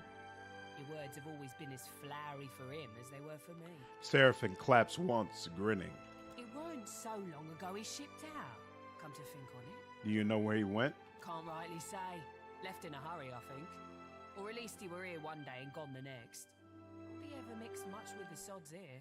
Where was Romero staying? Hard to starboard through the back door there, then straight on to the end of the hall. She gestures to the northern exit from the room. Don't think nobody's claimed his quarters since. Might be worth it to you to poke around. Give my thanks, lass. Truly. And many more besides. He bows deeply, braided beard brushing the floor. Oh, keep it in your pantaloons, you randy swab. You had any other questions, Captain? Happy to oblige the person hauling this blue bastard away from Fort Deadlight. There's a satisfying option if you sneak it to the smithy first. Really? All right, maybe we'll try that then. Just who is this Romaro person Seraphim's looking for? Seraphim rolls his eyes and crosses his arm. You don't know? That's so. I'm thinking it's not my place to tell you. Diplomacy. I need to know what Seraphim's getting my crew into. Nay, matey. It's Seraphim's tale to tell if he's the notion. My lips aren't so loose as you may have heard. No, darling, my heater's not on. You can turn on the fireplace. Were there something else you wanted? We're looking for Benwith. That rotten fuck what brought you to Fort Deadlight? I hope you're looking to rough him round a bit. Maybe dangle him over the bulwarks. Where can we find him? Benwith blows into Deadlight. He mostly stays locked up in his quarters. A few holes in his bunk, and a whole mess of muscle outside his berth. He's so protected, you'd think he'd got flawless diamonds betwixt his legs, instead of the pair of sweat-wet, rotten figs he's got. Suppose the price of being a first-class arse like Benwith is living in fear of someone slitting your gizzard. She huffs. What did Benwith do to upset you? Bastard were playing the keys not 5 nights ago. I joined in, and me not even setting out a pail for coin, neither. He stops and tells the whole room that me voice were more harpy than siren. Of course, that sets everyone to laughing. She scowls, arms crossed and shoulders hunched. Playing the keys? Aye, that half-mast sack of soiled linens can't leave alone a chance to show off his talent at the harpsichord. He's got chops, I can't fault him that, but no manners to speak of. She snorts. When does Benwith play the harpsichord? You think this be some big city cabaret type establishment? There's no schedule, mate. Benwith comes down when the party's loud enough to shake his sheets harder than the oars he keeps up there. That's all I need to know about Benwith. Aye, mate, as you please. Farewell. So Okay. you're saying you're literally a pirate of the mind? You sail in and steal people's thoughts? Behold, lass, I'm the original psychic pirate. Night, darling. Not hardly. Even I've heard about Malnage. She's a cipher like you, ain't she? Only older. Had to dredge up my cruel rival. You should know her arsehole itches when mention being made of her. What a nasty hex. Tell me you weren't the one that put it on her. Darn, I hope that doesn't make her itch. Hell, or that. Now I'm just making it worse. I best shut my mouth before I cause more damage. I like your style, kid. Welcome one and welcome all. Buy me a bottle and I'll be your finest loving pal. She hiccups into her fist, then pounds it on her chest to loose an impressive belch. What says you, lad? I'm looking for Benwith. She wipes grog from her mouth with the back of one hand. Aye, you're likely to find him here from time to time. But at the moment, he's staying up top at Aldi's private quarters. Why is that? Well, they're real nice. At your pointed look, she shrugs. Oh, you meant because the captain's second in command at Aldi's. When she's off plundering, it's him who runs the Deadlight. Ben's locked down the inner halls and the upper ramparts. No one but his own crew's allowed within. He's temping the fort down because he doesn't want to get in trouble with Aldi's again. Last time, we might have got too rowdy. She snickers into her cup. But executing all those political prisoners sure was fun. Wow. Merc hiccups behind her hand. Why is Benwith avoiding the fort's common areas? He's brutal when he's sober and he's bloody mad when he drinks. So he's keeping to himself, I'd guess. Aldi's ain't a pushover, but she don't like Benny's increasing aggressiveness. If he gets out of hand again, she might hang him by his squishy bits from the bowsprit of his own ship. Say I wanted to draw Benwith down here. And why would you want to be doing that? QP, thanks for the $8, man. I appreciate it. Glad you're enjoying the stream. How are you doing? I have Merc in my party right now. She doesn't have much reactivity, but when she does, it's great. See, I wondered if these like lesser companions who don't have full backstories, if they ever comment on things that are going on. So it sounds like they do. To talk. That's what they all say. Think you're the first to want to slide a knife between Ben's ribs. She shrugs. It ain't no skin off my nose if you want to die. Ben loves him some good festivities. Blood or booze doesn't matter so long as it's flowing freely. That's why Aldi's is always having to rein him in. Long as it don't get too out of hand, the captain will probably join us rather than shutting things down. Not Kayvon. What's going on, man? Glad you could join the stream. Love your work, dude. I watch every Pathfinder video you make. Thank you. Thank you. I appreciate it. Glad you've been enjoying the content. They do occasionally. It when especially have stuff in one of the expansions. I know how to get us started, but you'll be doing the legwork. Seeing as I don't fancy a punishment should the captain get mad. What do we need to get a ruckus started? The more booze, the rowdy we Principe get. The better the booze, well, that's when the real fun starts.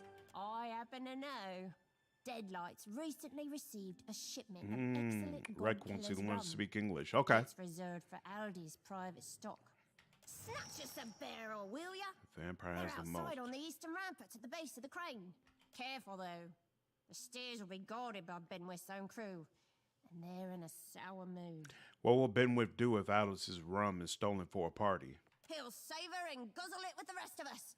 Then later find someone to blame. How can I avoid the guards on the ramparts? Most direct route to the rampart is up the stairs by the eastern towers. Ancret's on post there. She's a bit of a gambler, likes a good bet, but loses more than she ought. Oh yeah, Snake Eye's got her for quite a lot of coin. Seems he's good at rigging, and I don't mean sales. She lets out a long belch. I want to talk about something else. Oh, I'm listening. Farewell. Okay. So, we could rig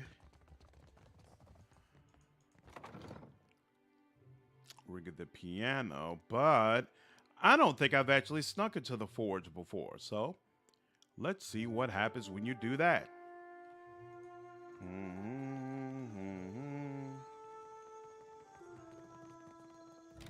We'll save here just in case it turns out this is a terrible idea. Come for a drink with us. 20 Pyre says I could drink you under the table. You can pay to try. Drink up, and we'll see who's left standing. Let's get swilling. First up's a round of a deer and mead. One of the more sober pirates pours 2 pints of the thick, sweet brew.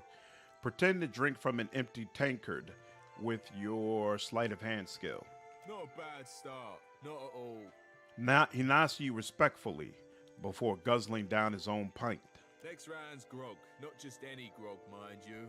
This batch is fermented with gunpowder. Pretend to drink from an empty tankard. Not many can handle a whole pint of gunpowder grog. He lifts his brows, both surprised and impressed. Then he struggles through his own drink before offering you a snide, wet-looking grin. Nah, the best for last. We'll be having us a bit of hangman's blood. If this doesn't knock you on your backside, nothing will, I fear. What's hangman's blood made of? You mean the way our crew makes it? A bit of this and a pinch of that, all mixed in a hogshead of pickled corpse fruit. Or it's been known to kill a man, or at least his breath. Does it doesn't tell me whether or not 6 self plus 4 party assist. Oh, okay, cool. I'm good. Pretend to drink from an empty tankard. At first, the pirate merely stares. Then he nervously licks his lips and with trembling fingers reaches for his own pint of the corrosive concoction. Flay me for crow's bait, should I ever turn craven. In a surge of courage, the drunkard gulps down his own pint. His chest heaves as he clinks the cup's bottom, and a cocky grin begins a slow sweep of his lips. But his smile freezes halfway, caught in a pained twist as he slowly begins to tilt backwards. He topples to the ground, out cold. Shush you, rumpots, or Cragart will be down here again. Andre drown those no good There we go, okay. drunkards and their raucous louting.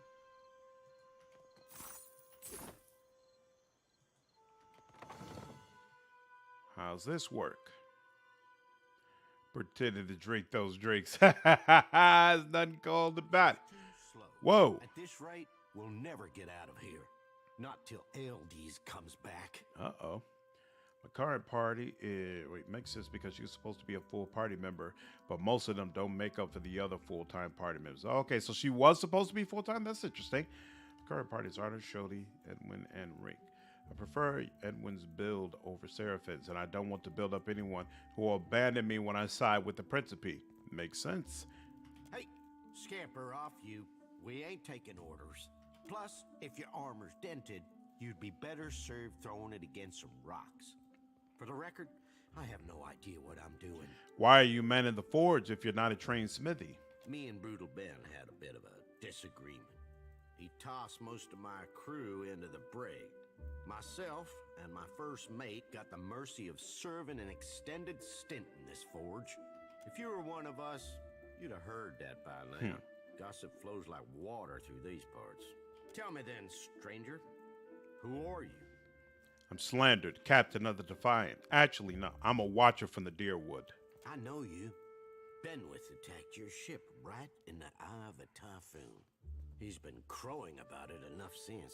Black Seas. But I hate Benwith. What's the problem between you and Benwith? Me and Benny were real good mates in the Navy. But then he went and got too big for his britches, playing second fiddle to Aldi's. I might have had too much to drink one night. That might have led to things being said and done I now regret. One of these days, he's gonna rue that brutal streak of his. You plan to get back at Benwith? The thought has crossed my mind, but it ain't just me I've got to worry about. Ben's locked my crew in the brig. I can't risk lashing out until I know they're safe. If you were to free them without creating much fuss, I could show you a secret route into Captain Aldi's quarters, where Benwith stayed. Really? Lamont spits into his palm and rubs his fingers together, forming a sooty paste. Ugh. You sure your crew's still alive? They better fucking be. No matter how pissed he is with a single captain, killing an entire crew would rub Aldi's the wrong way. And he doesn't want to be on our bad side. Ben's locked him in the brig, down in the dungeons. Bail him out without making a bloody mess of it, or it'll be my throat that gets slit. I don't know if these are any good, seeing as I forged them, but here's a few lockpicks to help you out. If that fails, the keys ought to be on the jailer or by her post, a room between the brig and the dog kennels. Where in the dungeons is the brig? The brig's got our best cells, you know. That's where we keep the ransom prisoners, the ones who ain't supposed to die. Finding them ain't hard. First, take these stairs in the back down to the dungeons, then cross the bridge to the storage room, then head south. You'll find the brig cells on the southeast side. Keep an eye out for guards. The dungeons are barred to all but Benwith's crew currently. You can use this to cut through the storage room. Just don't let anyone find out I gave it to you. Farewell. Okay. Somewhat understood that, but Let's roll with it. Let's see what happens.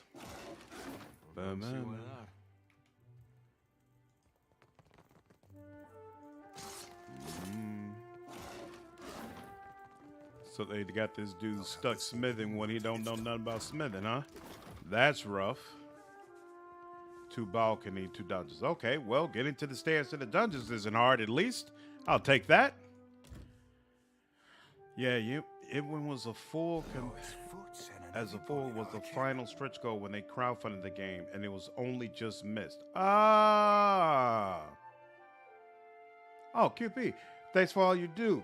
Thank you for the $10. It keeps wiping my messages. Been rough, but not financially. Be well. Just got back into gaming. Next gen Witcher 3 and Dark Alliance 2 for now. Keep the streams. You do Pillars of Eternity? Yeah, we did a playthrough of the first Pillars of Eternity now before this, and then we did it. Went sideways real quick to play Pentiment, and now I'm back finishing up this sequel. It's been really nice. I've seen some of the videos of the next gen version of Witcher 3. It looks really, really freaking cool. I'm looking forward to getting to it at some point. But I think I'm going to play it in order.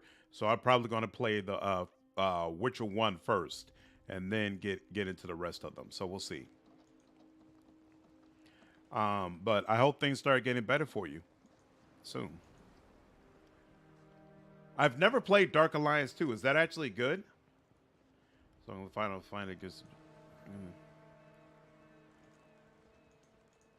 Storage. Okay. Oh, okay, cool. So getting to storage is not difficult either. I know just the thing. Therefore. And what is this? Gunpowders.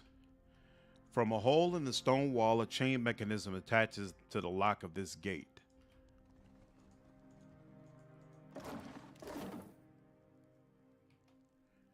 All right. Deadlight's powder be north of here. The brig be to the south. The brig be to the south. And there's the armory.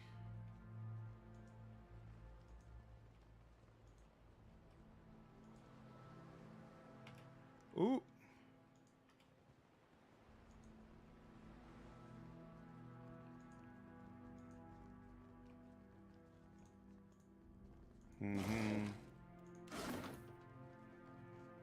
They did a great job with this area. There's like 3 or 4 ways of beating this, and each step seems to have 2 or 3 ways of going about it too. That's awesome. Oh, it's super good, really. And then another person said, I hated it. Was the worst game with Dritz in it to me until that other game came out. What do people love so much about Dritz? I don't really understand it. Like, is he a popular book character? Or how does that actually work? Is this the way to the brig? I don't know. What have we here?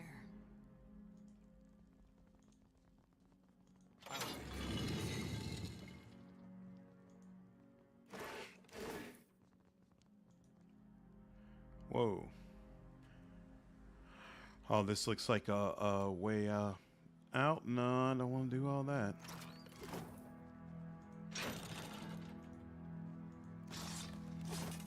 I'll have this open in no time. I've done it. All right. Oops. Champions of Nor. I'm going to have to disagree with you on DA2. That remake of DA.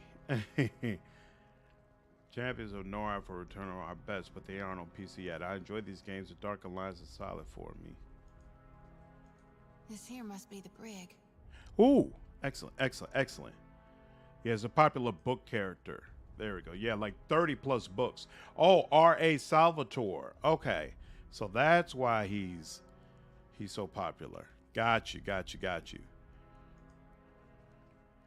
Is this dude just not gonna leave? I was about to say. I'm confused. Nope. Can't do that.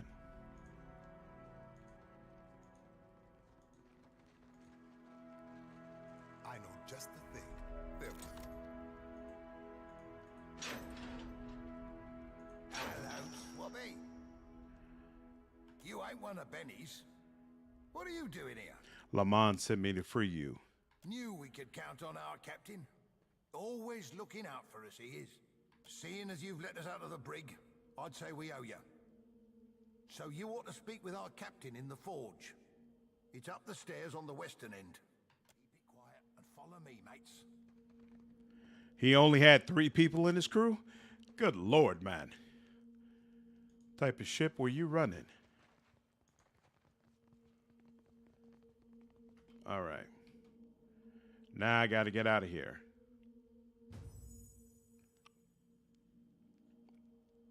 I'm only not leveling up because I know I don't expect to fight around here.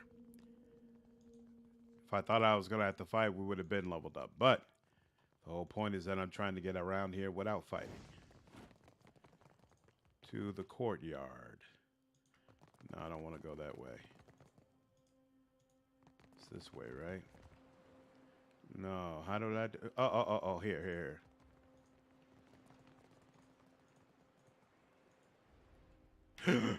No. It's this way.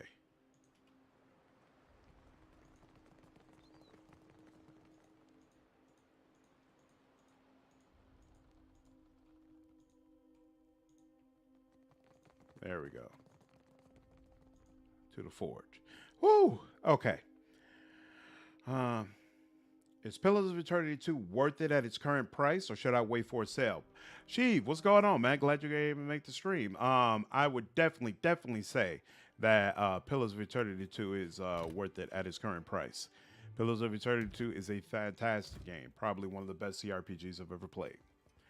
Honestly, I'm not into action RPGs like Dark Alliance. The only ones I could stomach was Diablo, Champions of North, and Dark Alliance 1. It was a rowboat.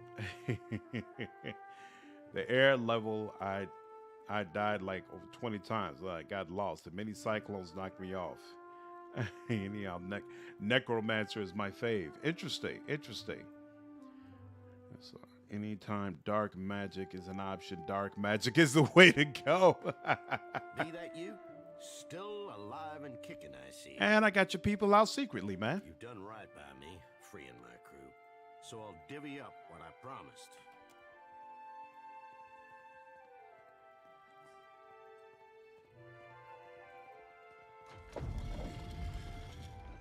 Ooh. Door's open, but there's something you ought to consider before you go. Sure, you could traipse right up there into Aldi's quarters to gut Ben with, but he'll be heavily guarded. Meanwhile, me and my crew will be stealing Ben's ship, the Drake. And in doing it, we're gonna bait him into storming outside all alone. Stealing a pirate ship. You really want to hit him where it hurts. No better way for it. He laughs, choking on a sooty inhale. Benny docks the Drake in a hidden berth beneath the fort. Kill the guards there for us. That's why I want your help. After you've cleared the docks, take the western tower to the fort's ramparts and sound the boating bell. 3 rings.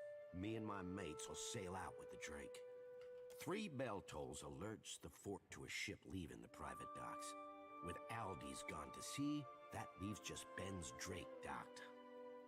Ben's sure to storm the ramparts in a rage. Right in time to watch his pride be stolen. I'm in. Knew I could count on you. I can't wait until Ben gets his. You said the private docks were beneath the fort? Aye, under the dungeons, there's a cave with a wharf. The quickest route's just ahead, beyond that door. Oh, okay, I could just go ahead. Entrance to the docks is nearest the kitchens. Some of Benny's crew are sure to be guarding the Drake, so you need to gut them if I'm to steal his ship. Sure. Remind me, what's the second? 3 rings? Loud rings from the boating with Okay. Aldi's gone to All right. stairs that lead Farewell. Guess I will be doing a bit of Lord's foot and an heavy bullet, Cap. fighting. Hell yeah, I'll pick it up now. Big fan of your rap videos, my man. Very keen for your take on Road Trader when it's released. Thanks, man. Yeah, I'm really looking forward to Road Trader coming out. And whatchamacallit, Baldur's Gate 3 too.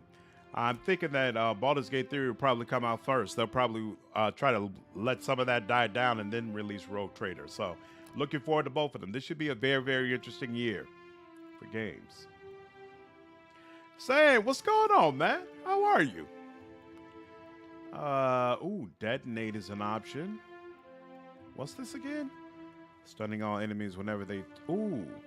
Retaliatory strike. Stunning an enemy whenever they target your will defense. Yeah, I'm gonna go with detonate though.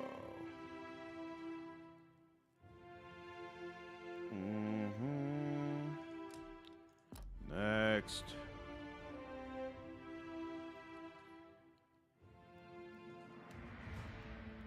Alchemy, religion, yep.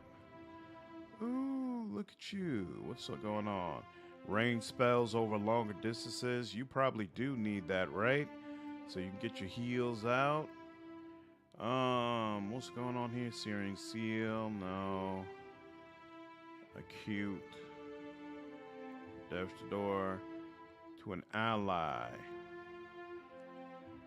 Restoring a small amount of health. No, we're gonna go with forecasting.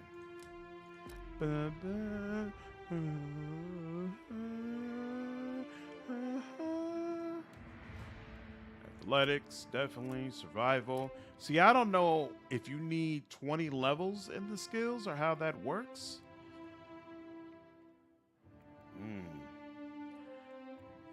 You need some rapid recovery now. I think. Ooh, vigorous defense, charge. He's got some nice options here. Recovery time pending will switch weapons. Never. Becomes resistant to dexterity afflictions. To might afflictions. I want plus 10% damage with proficient weapons. Ooh. Resolve afflictions. Where's the ones like confused and things of that nature? That's what we really need. Here we're gonna go with defenses. Ooh, we get one in both areas. Boom, boom, boom, boom, boom. Especially skillful at converting nearly all reflex targeting grazes to misses. Additional defense against disengaged. The rogue's engagement limit increases, and enemies engaged by the rogue are distracted. Yes, because then we get repulse, right? Where's repulse? Did we already get that? Okay. The rogue looks for opening his counterattack and incoming melee attacks to target deflection and miss. Having that, and then bam. Okay. +1 engagement. Yes. This works. Black Fist, what's going on? How are you? I took the bait and played Baldur's Gate 3 early access. I'm too excited for it now. That's awesome. Did you finish it yet? Or are you still playing through it?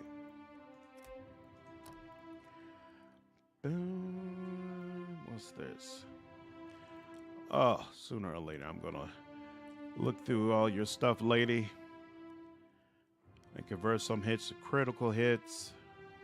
Already have that. What's this? Healing you cause, don't need that. Gain a small chance to completely avoid any attack and to convert some hits to critical hits. Really like the idea of that, but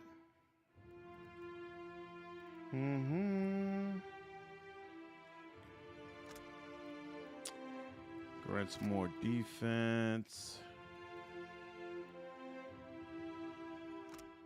Plus 50% damage, giving them a damage bonus on any creature suffering a damage over time effect. Ooh. That's actually nice, but you know what? No. Increase or crits. Increase or crits. It's in Baldur's Gate DAIs. Summon Claws of Darkness, which combine with your Freezing Plague, Vampiric Touch skills, strike people with Black Lightning, and summon a creature of Shadow to strike to fight alongside you. That does sound compelling. That sounds super compelling. Streetwise. Ooh, I don't think I've leveled him before at all, right? What do you have? Oh, that's right. He's like Barbarian and grants a damage bonus against all Wilder. That's interesting. Learns to line up and improve the accuracy of secondary attacks from Carnage. I don't remember what Carnage is. Raise an armor rating. You know what? Damage bonus. I'll take it. And then for the Cypher,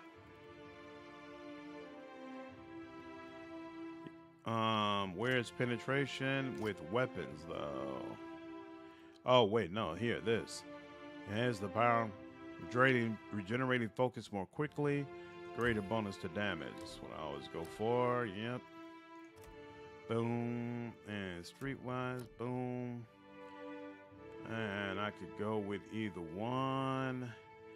He uses 2 weapons, right? 2 weapon style. He's already got it. What's this? Imparts an unquenchable bloodlust to the barbarian, increasing their action speed for a short time once you have personally downed an enemy. Let's go with that. And you know what? One day I might give you the double stilettos. So let's go ahead and do that. And still more levels. Now what?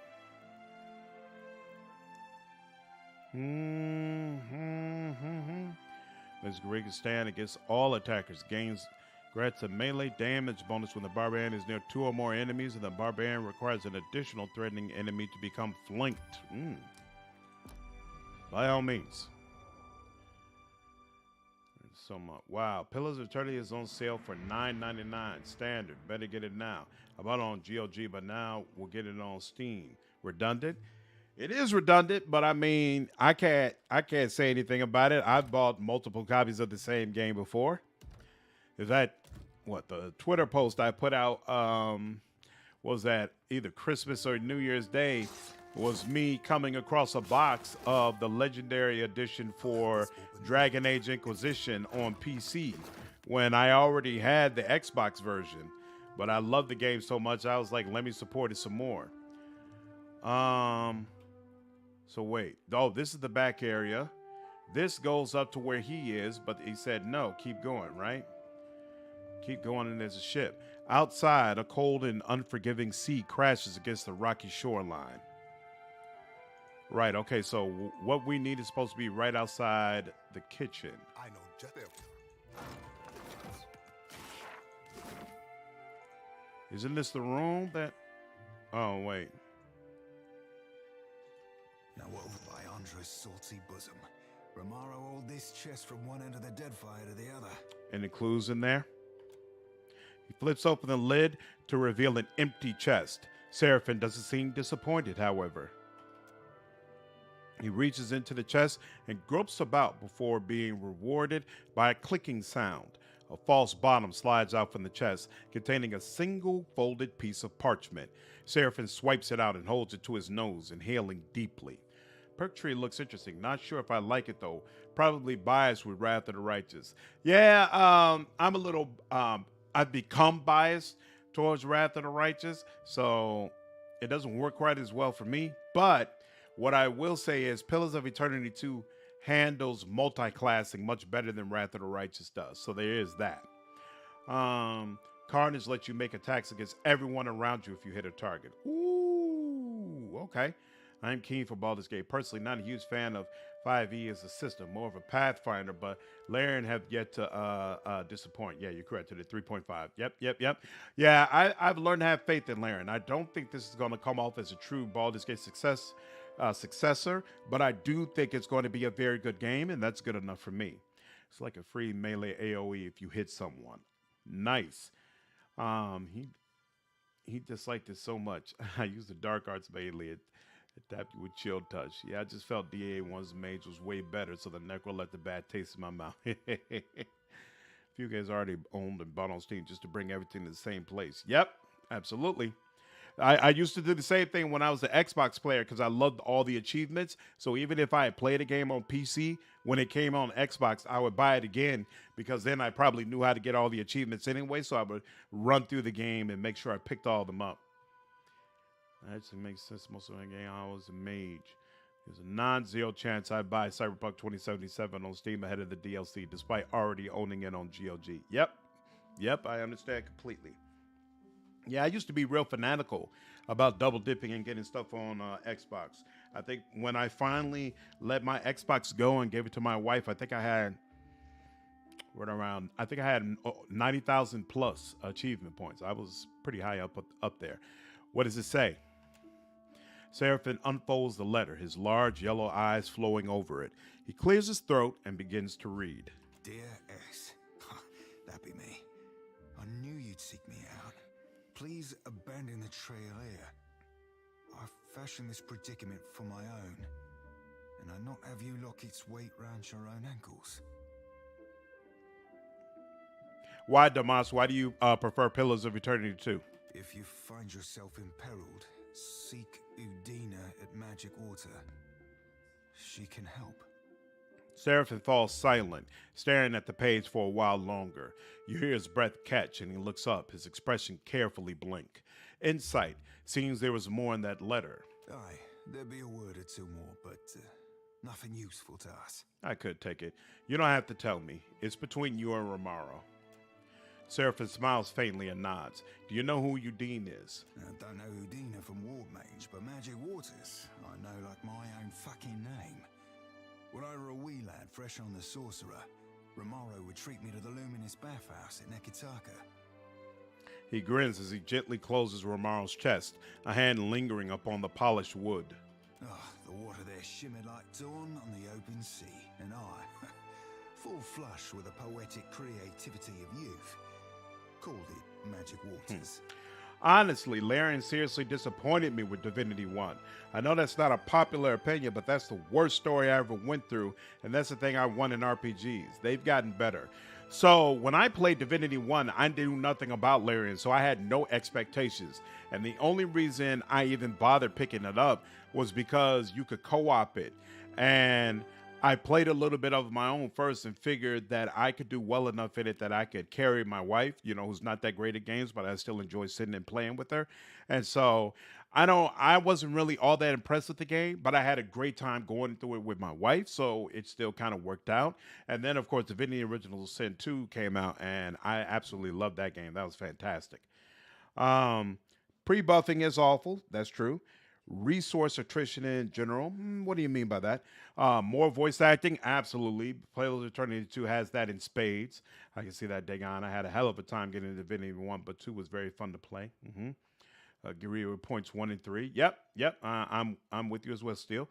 The Mythic Path and alignment system feel like it removes decision making, and instead you just do the thing you are meant to do in most circumstances. I think that depends on the Mythic Path. Some Mythic Paths have more wiggle room than others. Like, even if I'm an angel, yes, I have to be good aligned, but I could be good aligned and all about caring for other people and protecting people, or I could be good aligned focused on smiting evil and have a very aggressive, almost violent perspective on being an angel. So I don't think it necessarily traps you, but I can see where there are some other mythic paths where you could feel that way. I know you don't owe me the favor, Captain, but if we could find our way to that bathhouse, I'd not hold it against you. Unless, of course, you asked. He winks. I wouldn't turn down a dip in the baths, but everything else you said is just awful. For now, though, we've got plunder and pillage before us, aye? Okie dokie. I'll keep it in mind. What did you find, Ishi? Offerings to Skayan hang from this shrine.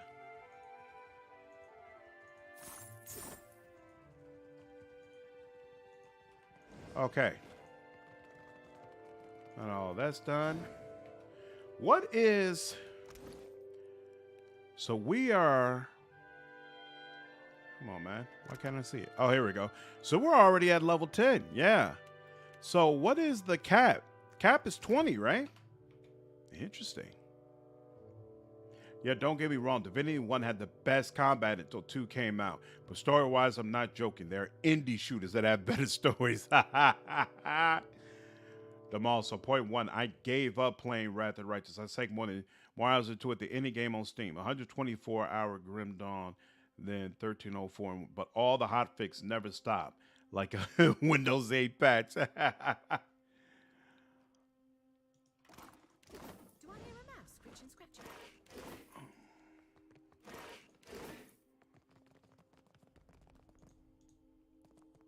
Scents of cooking meat and strong spices waft from this simmering stew.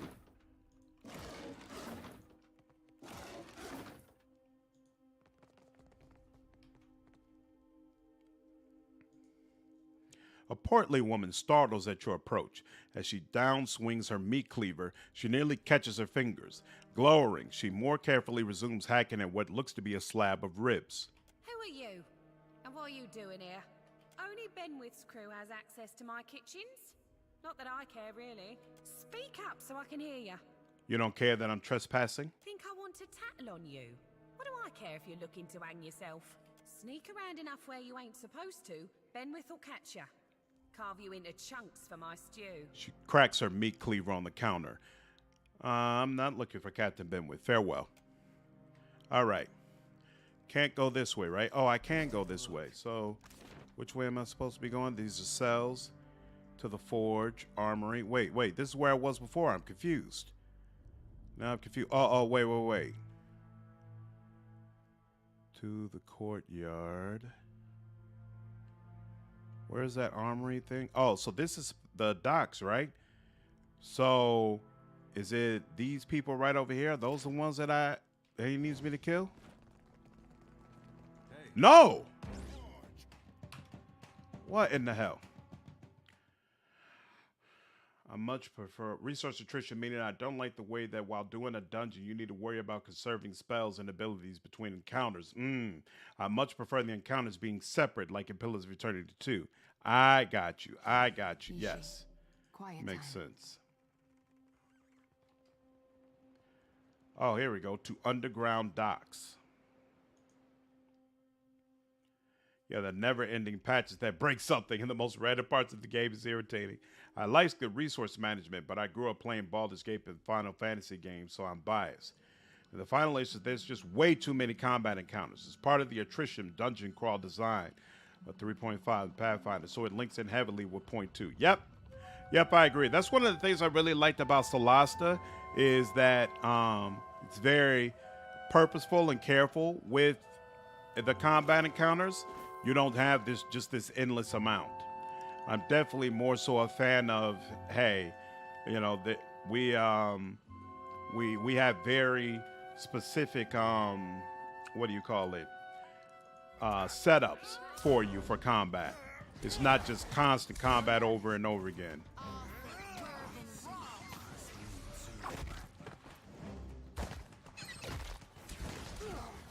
Oof. Ooh, and yet still not ascended. It's based on, though. Brings this, and I like that spellcasters are limited in their power. If there was no spell slots, no one would play martial characters. Not saying it's objectively bad or anything, just my personal preface. I got you. Is this? Ooh, Western Ramparts. Okay, so it's right up here. Interesting. Logged out. Got to get some sleep. I'll check the rest of the stream in the morning. Keep up the great work, Slandered. Thanks, Fred. I appreciate your support, man. Have a good night. Kind of don't like how buffing works in this. Seems like buffing is just annoying in this game. Getting a +5 aim every fight is annoying. It's annoying at first when you don't have more powerful buffs. The cargo hold lies empty. As you get further in the game, I mean, just like Pillars, right? Like when you get further in the game and you have more powerful buffs, they have more powerful effects. So it's not nearly as annoying. Okay, Shodi casts Blessing first thing every fight. I mean, yeah, that's true. Your cleric, you need to have someone who's dedicated to buffs. So I guess that's kind of different from Wrath of the Righteous in that you can pre-buff and have everything set up. But I still like it this way because I don't have to go through, 15 minutes of pre-buffs the way you have to in Wrath of the Righteous. I could just pop into a fight and know that, as long as I've rested, I have everything I need in order to do what I want to do. Let me cover my Happy ears. times, Iron Scroat Cap. You be the right hard bastard I took you for after all. This should be very interesting. Boom, boom, boom. Who's rung the bell and why? It's goddamn swivers. I'll blast them from the sea. Afraid not, sir. Afraid not.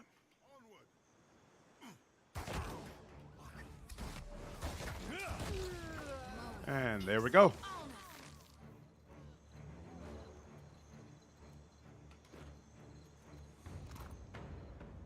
Ooh, there we go. I was wondering when I was getting some good armor. Okay. And there we are. Yeah, nothing else. Brother, just throwing him. Ed's still carrying. What's going on, KK? Yeah, he's still carrying me. Oh, it's worse in this because they normalize the buffs. So those high level buffs just do more. You're not getting more out of it. More than +5 accuracy, +5 crits, then yeah. I'll take care of it.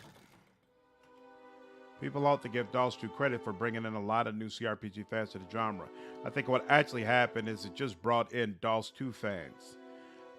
Mega, what's going on, man? How are you? They complain loudly about other games not being the exact same. It's like what Witcher 3 did to open world games. That's an interesting point. You know, I can't comment on that. I'm not sure. You know, I wasn't I was playing those games, but I wasn't really paying attention to the industry in that way. So I think what'll be fascinating to see is, does Baldur's Gate 3's success, and it's obviously going to be successful, the sales for it already have been massive. Does Baldur's Gate 3 lift up the entire genre, or does it just lift up Larian Studios? That's going to be very interesting to find out. You know, on the one hand, I would say you're right that it did create a lot of fans of that type of game. But what I would also say is, I feel like there aren't nearly enough games that took advantage of what made DOS 2 so great. Like, a lot of the systems that DOS 2 implemented could be done by other games, and those other games would benefit from it, but for whatever reason, they're not doing it. Like, right off the top of my head, I can think about, like, Black Geyser. Black Geyser spent so much time, I feel like, trying to be a clone of Baldur's Gate, of the original Baldur's Gate games, and only doing that well to some degree, and I feel like didn't take a whole lot from Pillars of Eternity and DOS 2, and I think that's to its detriment. So yeah, you could say, well, it just created a bunch of DOS 2 fans, but I think the flip side of that is more people creating CRPG games should be looking at what made DOS 2 successful and seeing what they can pull from that and implement in their own games. I mean, I don't see very many games where I can have origin stories, where there's 4 or 5 characters that I can pick from, and I can go through these full origins with these characters that have their histories and are actually settled in this world. And I think it's a really cool option. I'm definitely not saying all games should be like that, but I just feel like there's not enough games. There's too many people who just look at Baldur's Gate and say, well, that's what I want to do,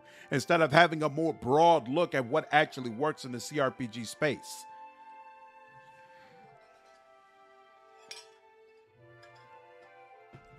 I was supposed to talk to him? Oh, snap. All right. Now they just shoot him in the back like some coward. Bad form, man. My bad. Like, why even give you the opportunity? All right. Messed that up, apparently. Whoops. Here, we'll do this again. Oh, whoops. Nope. I already did a quick save before then. Did they give me another quick save? Uh-oh. That's going to suck if I don't have another quick save. It's going to be awful. I think Wrath of the Righteous has a more in-depth character building system and better itemization. More epic story. Agree with most of your points, though. I would agree with that. Let me cover my ears. There we go. Okay, let's go ahead and do a quick save here. My bad. Conversation first, gentlemen. Who's rung the bell and why? It better not be. DOS never clicked for me. What's going on, Michael? Not sure why. I didn't like the environment stuff too much. Everything is on fire always. See, that's what I liked about it. I liked that you had to be careful about what type of elements you were using. You had to be aware of what type of elements were in the environment, and you had to consider all that stuff. I actually appreciated that whole system. But has BG3 sales been worth it for the AAA price tag? Wrath of the Righteous didn't cost that much to make. BG3 is in another bracket. Absolutely. I mean, it's already had massive sales just from the early access. And think about it. Those are hardcore fans who are buying early access. Like, everybody is not playing a game that is a year and a half away from full release. But there's such a massive wave of people who are interested in it. Yeah, absolutely. And so now you count those people. You count the people who, like you said, are only interested in DOS 2. They only care about Larian Studio games. So then you're going to get that whole wave. And then there's the people who remember Baldur's Gate 1 and 2, may not have played any other CRPG games, but they remember those. They're going to flock to it. Like, this game is going to be massive. There's just no way. It's absolutely going to maintain its price tag. Not to mention, I am absolutely sure that Larian is going to do expansions, DLC, or whatever, and that stuff will do numbers as well. And they've got the kind of people involved in it that are going to draw attention as well. So they made the announcement about Matt Mercer bringing back Boo, Ming and Boo. Like, all that stuff is going to work. All that stuff is going to work. There's just no question about it. All right, what's this conversation that I missed? Mouth agape, the captain pants to catch his breath. As he watches his ship sail away, his brows descend like a dark storm. Do I know you? Scowling, he rubs the back of his neck. Well, you wouldn't be the first I've pissed off and forgotten. You tried to surrender your ship to me in the midst of a god-awful storm. Did I now? Oh, that does sound familiar. I believe I promised to make your friend into truths. Ah, right. You're that sloop captain what got caught in the storms. I take it you did a number on my crew. Figures. I should have stayed to kill you myself. Looks like I'll have to remedy that now. He sneers with crooked teeth and scratches his calloused fingers down the scar on his face. But you notice that as he does, he darts his gaze around, searching for reinforcements, ones that aren't there. What you hope to accomplish coming around here? Maybe I just wanted to talk. No one's coming to save you, Benny boy. Sweat trickles down the side of his face. He winces as he wipes it away. You all are right. This conversation is extremely satisfying. Even though, unfortunately, I forgot to have Eder be the one to talk to him, and instead I'm the one talking to him, and I'm not bit for the bullshit at all, so he's probably about to slaughter me, but it's still worth it. You can fight me if you like, but you won't be leaving this fort alive.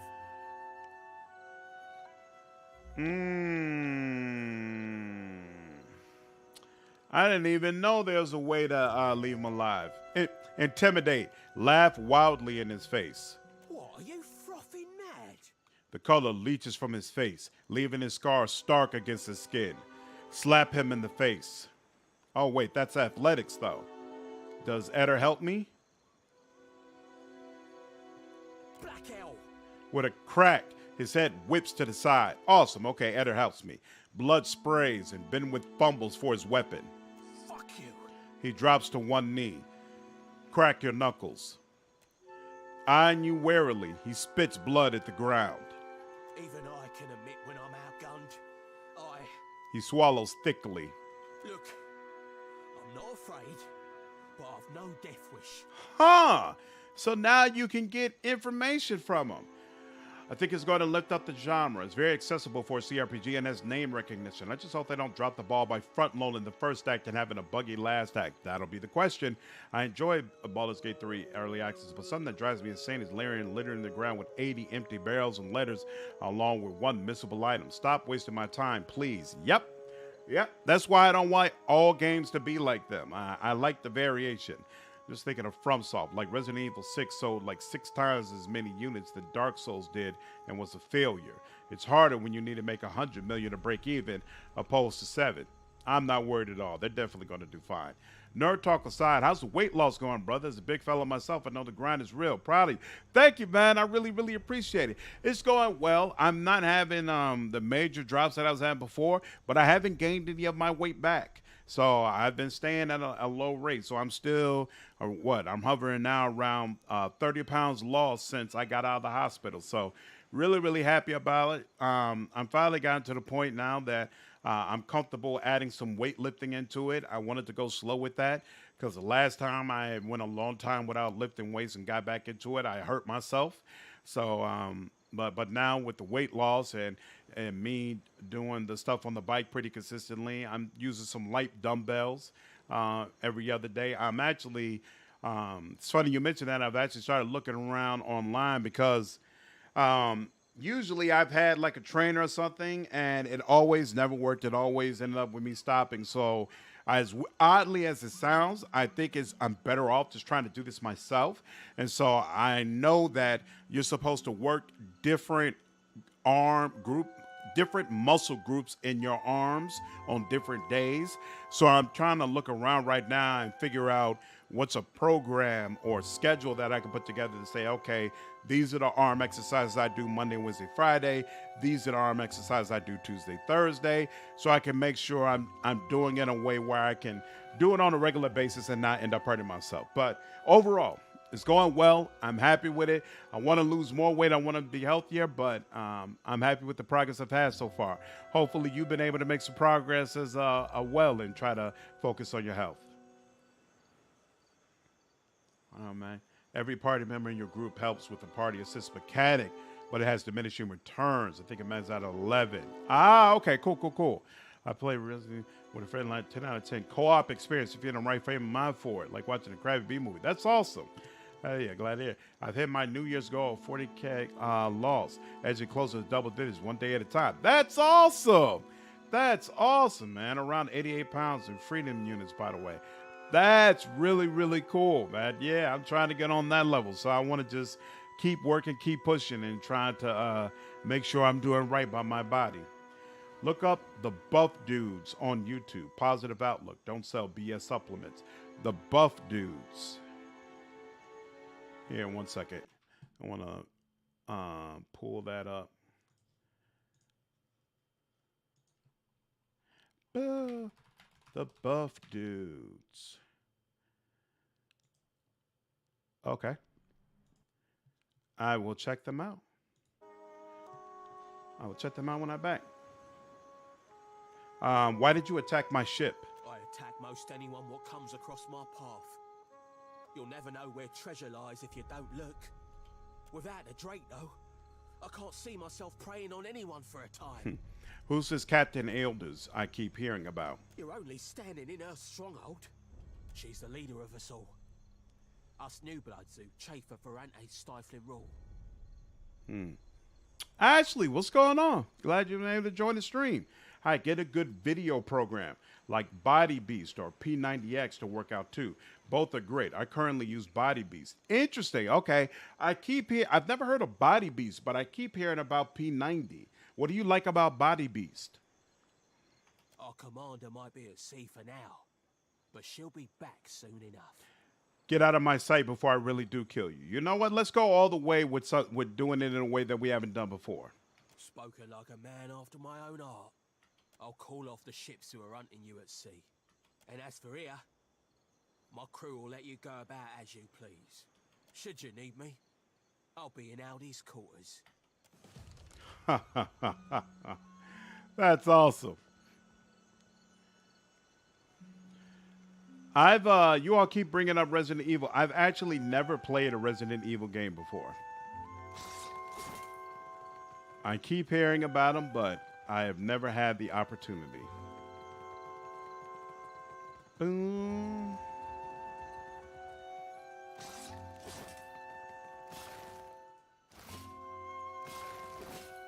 Mm-hmm.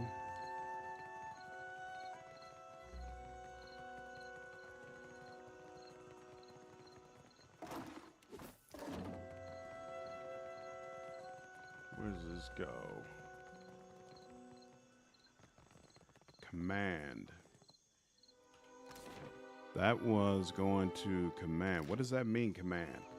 All right, I'm gonna have to go in there.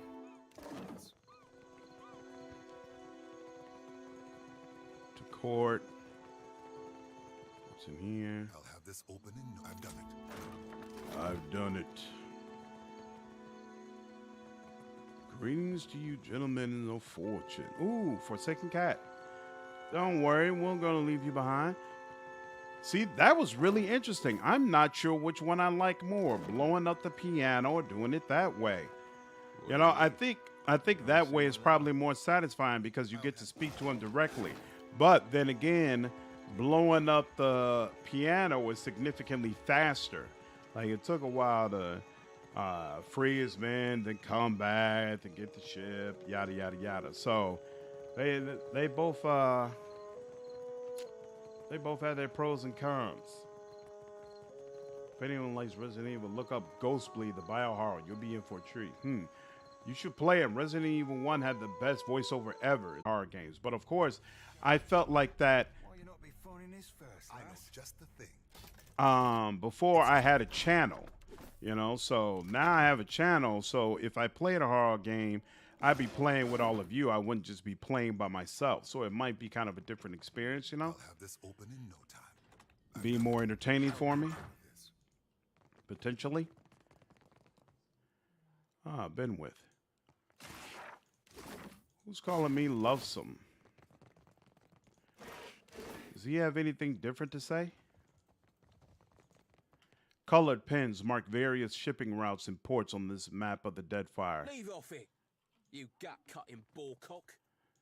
What? I let you live, bro. How are you upset?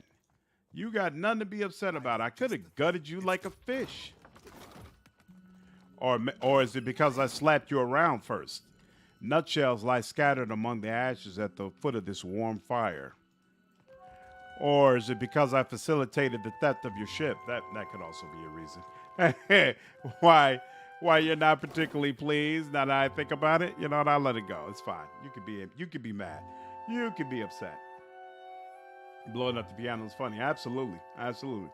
It's simple weightlifting using many principles of muscle stress, whereas P90 involves yoga, different forms of cardio along with weights. Okay. Anyway, I'm going to go play some WoW. Caught the Dragonflight Blood. Catch you on the next stream. Take care, Sheep. Glad you're able to join in, man. Have a good one. It was on PlayStation 1 game, Resident Evil. Seen my uncle play it, and when he seen the spiders, never seen him play it again. It's still settling after all these years. Hey, that's awesome. Black pox me? Drug me fucking dry. Speaking of... She blinks up at you as she's trying to clear her sight. Don't suppose you're looking for another Sodom on that boat of yours? The main Resident Evil titles are not really all that scary, in my opinion. Oh, interesting. Or you could have shot him in the back 6 times like some nasty. Hey, I went back and corrected my error. Lovesome seems to be a code word the Adele's loyalists use to recognize each other. I agree. I seem to remember the main captain Adele's using that term. Why? You looking to leave here? I just ain't what it's been, you know? Bit hot for my taste, if you catch my meaning. She swigs from her cup. And better a boat full of friends than a fort full of... foes! Yeah, foes! Well, not foes, but not friends neither. She sighs into her cup. What do you have to offer me? You mean like silver and such? She blinks wetly. Oh, like what can I I'm real good with my fists, and not half bad with a blade neither. Might not look it, but I can take a hit and keep punching. Likely on account of being so full up of rum. You're full of rum. Right, good comeback, lass. Seraphin sighs and rubs the bridge of his nose. Grab your stuff and claim a bunk. Wait, really? She blinks and straightens, more or less, and salutes. Sure about this, Cap? Word's always been that Mercury fell out the womb 3 sheets south. Oh, stuff them sheets up your ballast hole, you sorry old furball. I was about to warn you about inviting too many pirates on board, but I'm warming up to this one. Maya grins. Aye, aye, Captain. See you aboard. She winks and, with a hand holding her hat to her head, runs from the room. Brawler Merc with dual daggers is brutal for sure. Brawler it is. And there we go. Hey, how's Seraphin doing on the whole reputations point? Only a 1. Okay, fine. It is what it is. Is here. Were there something else you wanted? Oh well. I thought they had some sort of final goodbye or something where she kind of is like, or maybe you only get that when you blow up the piano. But I swear there was an interaction between her and Seraphin where she was like, you could come back, you know, if you wanted to. She blinks wetly. Excuse me? They're just saying she's halfway drunk. Don't get excited. All right, I think that's it for here.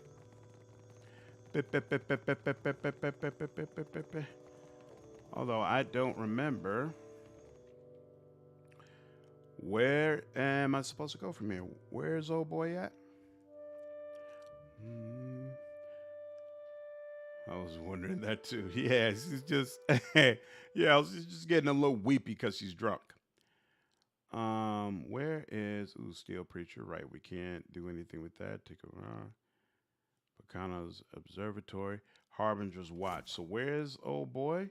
He would be under Principe, or maybe not. Osongo. Remember the runes, terms of trade. Skipping ahead, right? Why? Right. Oh, we're almost ready for the hanging sepulchres. Interesting. Question Dean at the Luminous Bathhouse, right?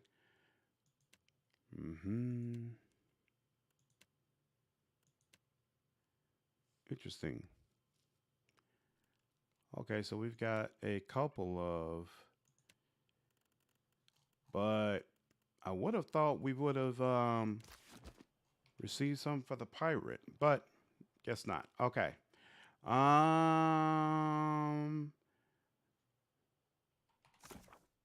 What's the next one? Hasongo.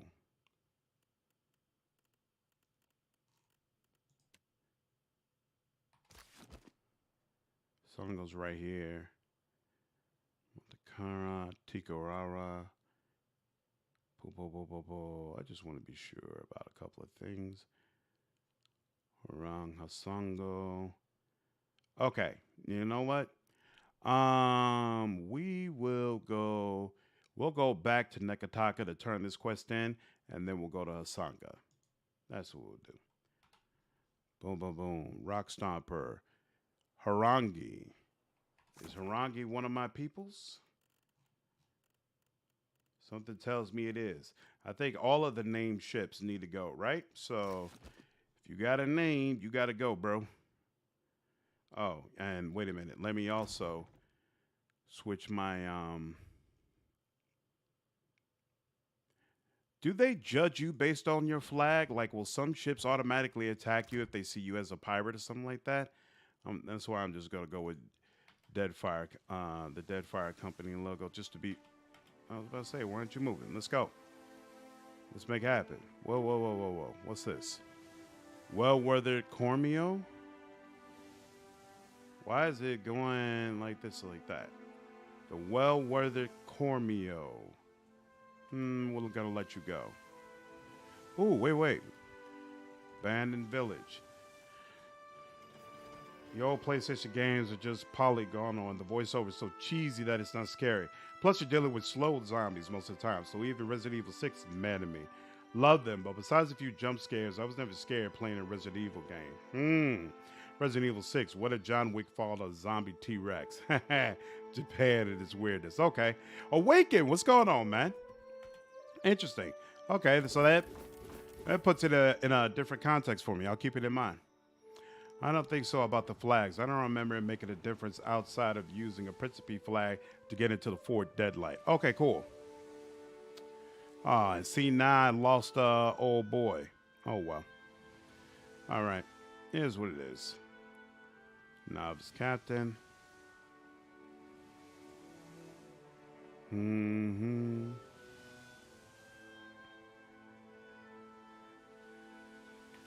What's this? Never been here before. What's that? Deadfire.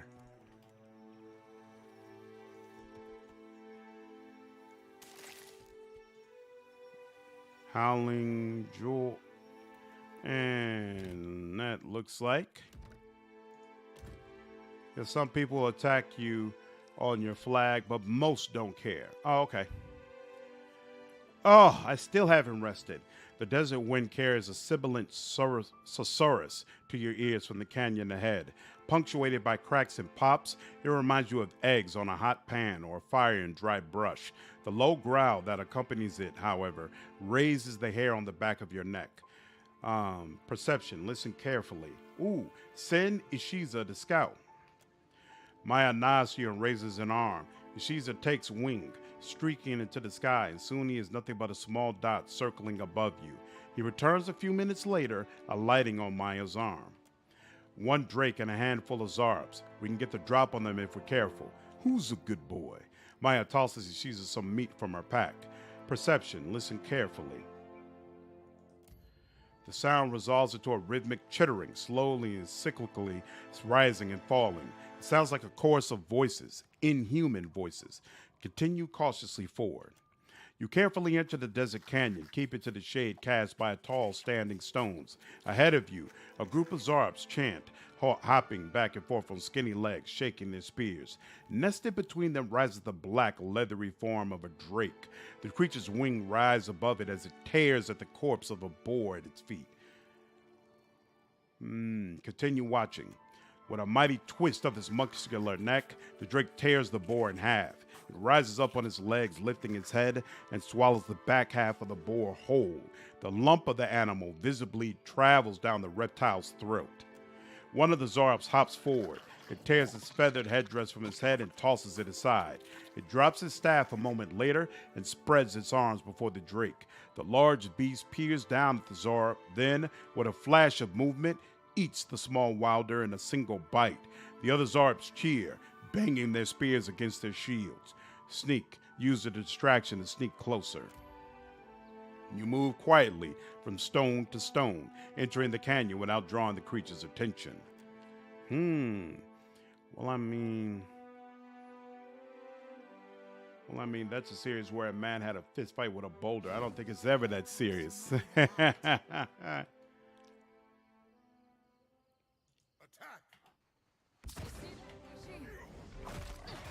Woo! And the drake is out of there.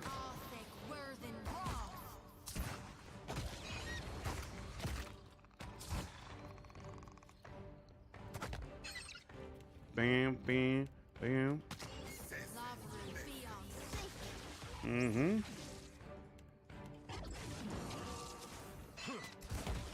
And there we go. Boom, boom, boom, boom, boom.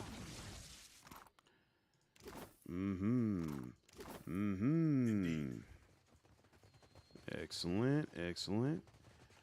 I still can't remember if you need to actually search around these little areas or if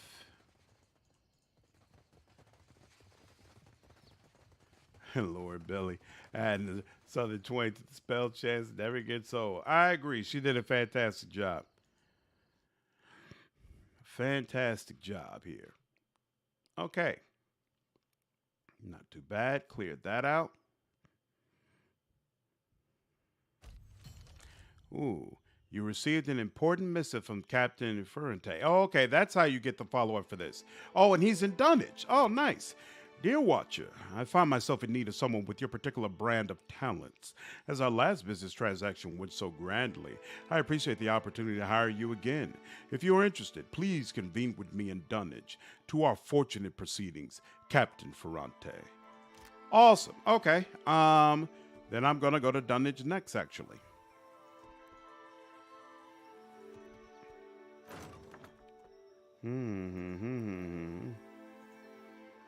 Ooh, Cavern is all tuk-tuk.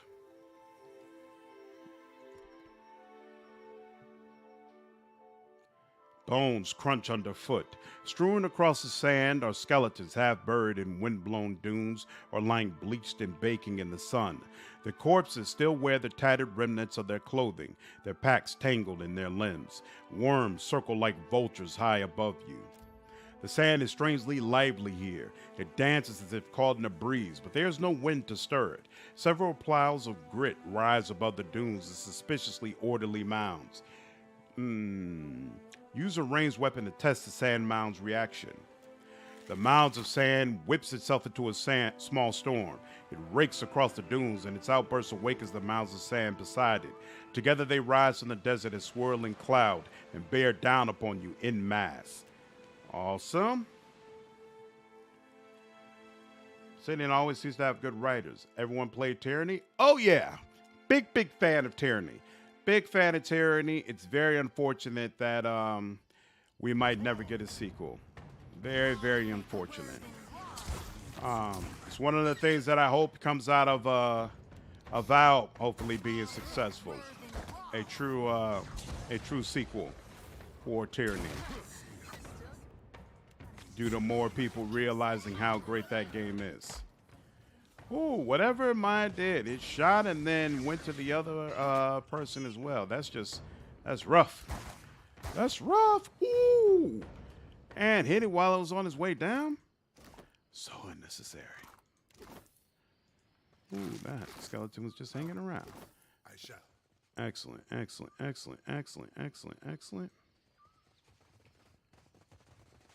I liked how the spires interacted with your character's power. Tyranny was quick but awesome. Yeah, we're definitely going to stream that on the channel. Basically, I plan to do this game.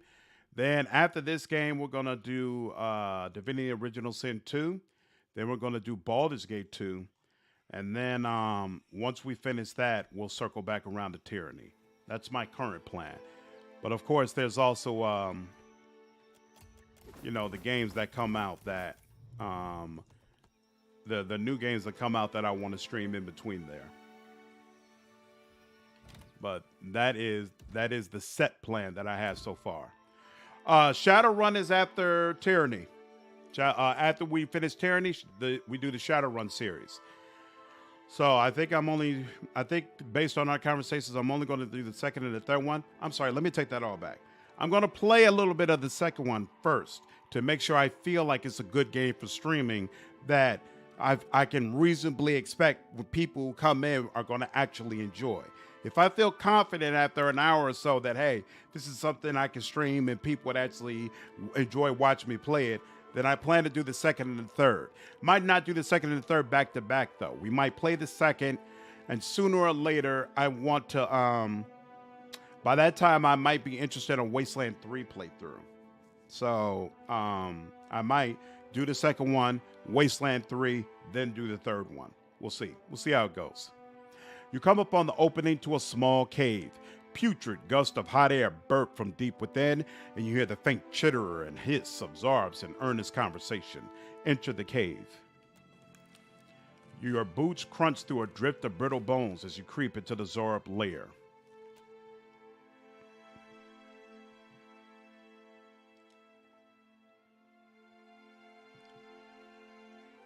So, between all of that, Forspoken comes out later this year. I plan to at least stream that a couple of times. I don't know if we'll do a full playthrough. It depends on whether or not I like it, but I am going to definitely try it out on the channel. So we'll see. We'll see how we feel about it. I think somebody mentioned a Fire Emblem game is going to come out, and that they feel like I definitely should try that. So that's another option. Hey, you know what? Now that I mention, now that I'm thinking about it. Okay, so we are stacking up damage. Just taking time. I was about to say. Boom! Ooh, Eder felt that. Eder definitely felt that. Mm-hmm.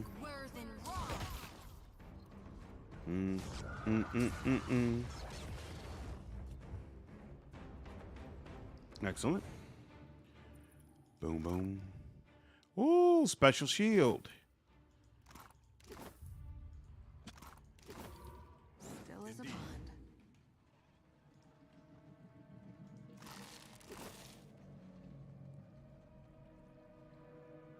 Sigil of atrophy. Right between the eyes.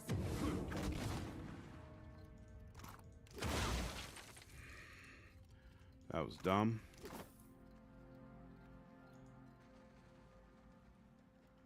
Maya.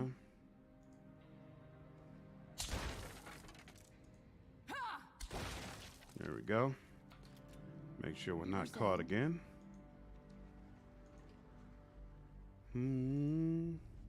What did you find, Ishi? Ooh.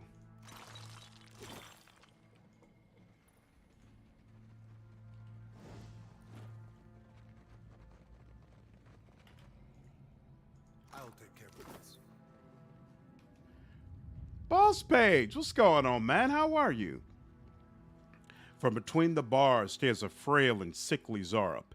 It shrinks when you near, pressing itself into the furthest corner of its cage, trembling.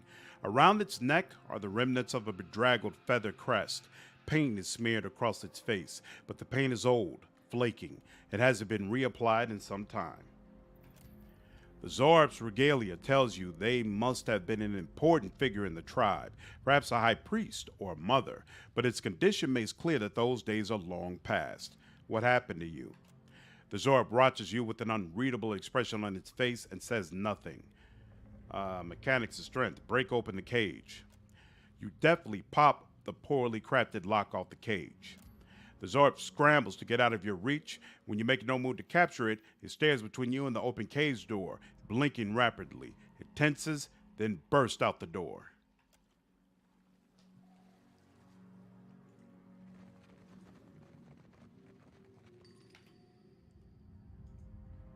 The Zarup watches you intently. Who locked you up? The Zarup scuttles behind you and grabs hold of your leg. It points across the cave to the corpse of a large, well-adorned Zarup, one of their champions, and scowls. Why are you following me? The Zarup tilts his head slowly and blinks. It narrows its eyes like it can't quite figure out what you mean. It glances back at the cage you freed it from, then stares at you expectantly. Do you always follow your leader around? The Zarup clings tightly to your leg and refuses to let go. You want to come with me? It stares up at you, unblinking, and finally releases your leg. When you make no move to chase it away, it hops up and down excitedly.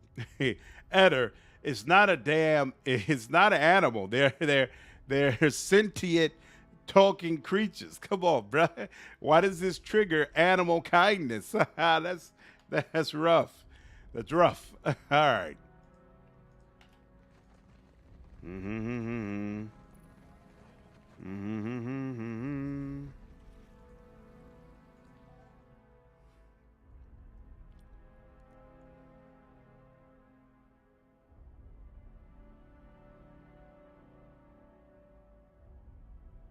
Just one of those islands?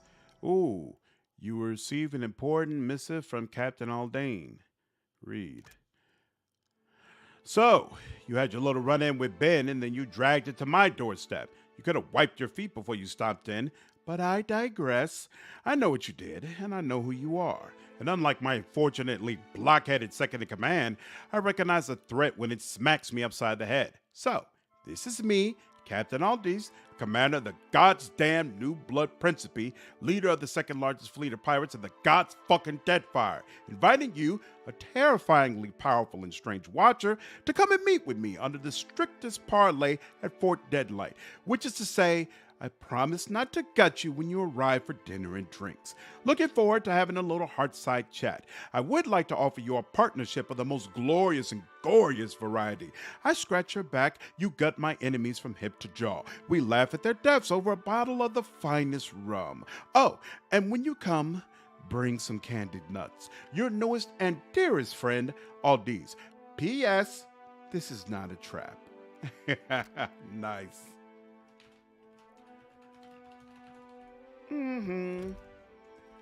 All right. Well, I guess we go back to Deadlight then.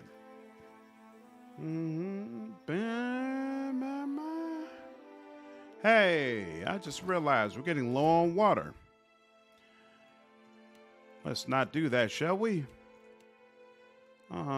First of all, put a lot more water there. Yep, there we go. And then I know the crew prefers beer. More beer, and more beer, and more beer. Beer and milk and such. And then let's see, give y'all some damn fruit. And look, if attack is necessary, at least it'll be there. And then do this in a pinch. Any others? What about this? This will also do in a pinch. And what's this, tar loaf? Yeah, here you go. More tar loaf on there. Vegetables. Don't complain about having to eat your vegetables now. And oh, right, here we go. Rice wine. Yeah, we'll do that. There we go. All right. Keep y'all in tip-top shape. I was about to say, what the fuck, Adder? Was that all one? Yeah. And they're still at tip-top morale. So we will go. Yeah, we'll go back to Fort Deadlight since we're already here. Oh, we Forspoken, man. But do you think Hogwarts Legacy would be just as great, if not better? I definitely plan to play Hogwarts as well. So, but again, same deal. I'm a play it, but I'm not expecting to get a copy of those games before they release. So I'm going to be experiencing like them brand new, and I might decide like 3-4 hours in, all right, this is not working. We're not going to do a full playthrough of this. So I'm going to play them, but I'm not promising any sort of full playthrough. You're the captain who Aldi's invited to parley, ain't you? I'm to keep an eye out. He taps a finger beneath his one eye that isn't covered by a black patch. It's so I can provide you an escort when you arrive. Lead on. Right this way, Captain. It's my pleasure to show our honored guest around. P.S. Sure is. This is absolutely a trap. In my game, Edda got a negative hit from Pallegina due to the racism for listing Orleans amongst the creatures he can't resist petting. Yep, he deserves that. You must be Captain. Glad you could make it, Lovesome. There goes that Lovesome. So it's intended. Yeah, Edda sees anything small and cute like a pet, which is very amusing since my watcher is an Orland. Oh! So this is a character defect on his part. Now we know. The battle-hardened captain rubs the underside of her chin as she regards you pleasantly. Her mist-colored eyes, one raven-wing black, the other an icy blue, rove up and down your face. Like what you see? Oh, I didn't make sure I had candied nuts, but I think I got some. A golden soulinet gleams against the scarred skin of her chest. When you notice it, she flips it to reveal the mark of her status on the other side. The mark on this side, it means I'm the second highest rank on the Council of Captains. I'm but one chair below that cockrot Ferrante. She grins. I see you met my right hand and fourth chair on the Council of Captains. He can be a real trying sort, but I trust him with my life. We worked out a deal. It's not easy to bend Benny to listen. I'm impressed. Of course, I can't say he's had much nice to say about you. A prideful smile tugs at the corners of her lips as she spins the golden soulinet on its string between her breasts. But you've certainly caught my interest and attention. I admire a man who doesn't back down. You've got guts, and not just smattered in your hair. Tell me, I'd like to partner with you. tell me about the new blood in the Principe. We're the future, and we ain't going nowhere. We're pirates, Lovesome. We own this sea, and the sea loves us back in her twisted way. Ferrante pines for a homeland he's never seen. But what does Old Valia mean to me or my crew? We're not Valian, and we never will be. Though if you're Valian and you want to join our bloodline, you're more than welcome. But weren't you founded by refugees from Old Valia? Generations ago. And I grew like a weed in the deerwood, you see? You say Consueglo me casitas. I say Council of Captains. You say Principe. I say best pirates in the Deadfire. You say Swollenet. I say, well, some things stay the same. She flicks the gold coin and laughs heartily. Andrew, what's going on, man? Glad you're able to join the stream. Gotta say, love the Wrath of the Righteous content, and I'm grateful for the breakdown of 200 classes. Thank you. Glad you've been enjoying it. Yeah, I had a lot of fun breaking down all the different classes. That was really cool to go through. Yeah, it's a straight up character flaw and one he knows he has. He doesn't hate Orleans, but he does and says things that are not okay. He really can't help himself. P1, if you have the druid in your party with him, the little man comes close to attacking him. Damn, that's interesting. So, what sorts of things do you like to do in your leisure time? What? Like for hobbies? Her eyebrows dance up to her hairline and she laughs loudly. When I'm not out plundering the seas, I'm right here ruling my fleet. Suppose I like a good bit of target practice. And of course, who doesn't like rum and a hot bath? Don't guess you like the same? I hate shooting, drinking, and being clean. I could go for a hot bath right now, in fact. She throws her head back and laughs. Well, sure. You're welcome to use mine. But perhaps later, when there's less of a crowd around. But what can I do, you lovesome? I got your message. Forgive me for dragging you all this way, but I find the proposition of a partnership best works in person. Me and mine within the Principe would make for powerful allies on your side. But would you give us loyalty in return? That I'd like to know. Of course, if we formed a partnership. Suppose we've to give each other a test. Make sure it's a good fit. Say you wanted to entice an alliance of like-minded captains. You might start by aiding one of my best in Nekataka. She smuggles through the Undercroft. Goes by the name of Mad Morena, she does. And let me tell you, Dove, she's earned the moniker. Leave it to me. That's the spirit, Swabby. You'll be seated next to me on the Council of Captains in no time at all. You've a bright future ahead of you, Watcher. See that you don't tarnish it by flying the wrong pirate's flag. Out with the stale and in with the new, eh? I know you've met with Ferrante. That you may even be working for him. That pribbling cock-rot. With a flick of her fingers, the captain swipes a goblet of God's Killer rum off her desk. She takes a long swig before pointing at you. But that doesn't mean you can't partner with me instead. Don't do anything to let him catch on. Just keep me appraised of certain future events as they shape up. You want me to spy for you? How clever you are. She waggles her brows cheekily over her mist-covered eyes. No need to commit to it now. You just think on it the next time you're toiling for a man who'd happily gut you. After you've done his bidding, given half the chance. When the time's right, we'll set our strategy. Farewell. Okay, interesting. Does... Oh yeah, hello God, he doesn't follow you out here. Guess the quickest way out is to through the ramparts.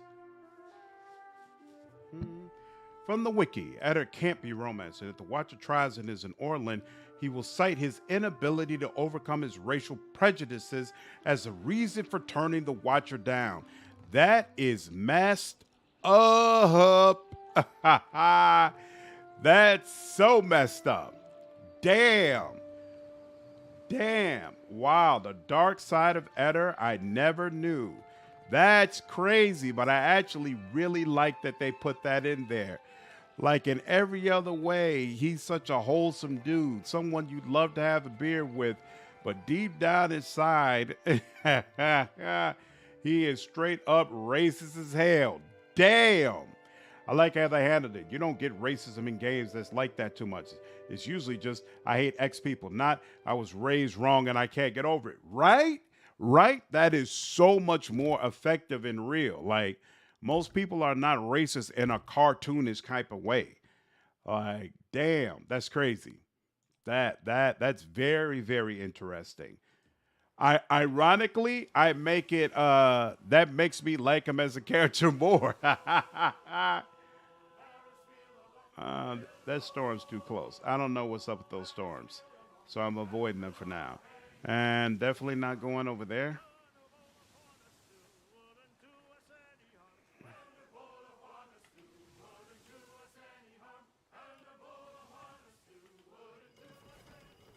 Do you pick up new songs over time, or are they always the same? At least he's honest. Yeah, at least he's honest. You know what? As a man, it's good to know your weaknesses.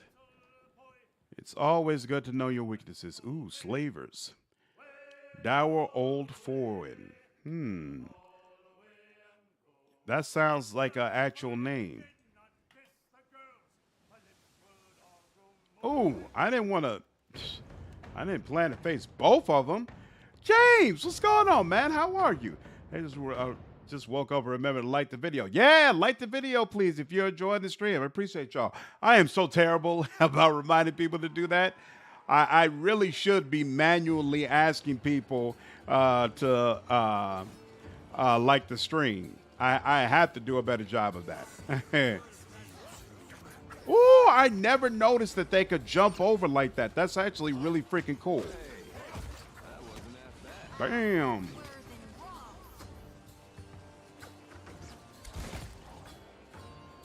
Boom, boom, boom. Edda doesn't like ours. My neck crashed. Oh, yeah, we just found that out. Apparently, it's not that he doesn't like them. It's that he's essentially racist against them.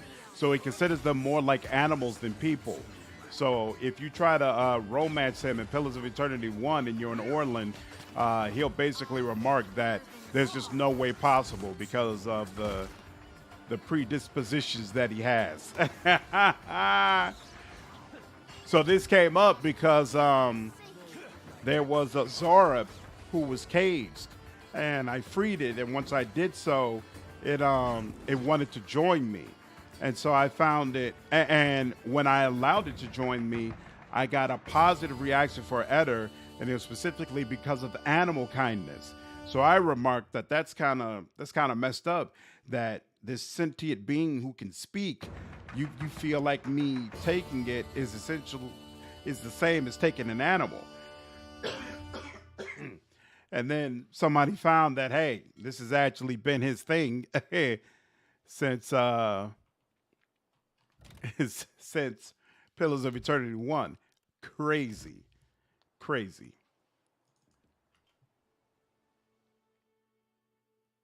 He doesn't treat them with respect to result. Just had my first day at the new job. Was so beat that I went straight to sleep. So, how'd it go? Did you like it? Then we go off the tangents and lore. They can't jump over like that in turn-based.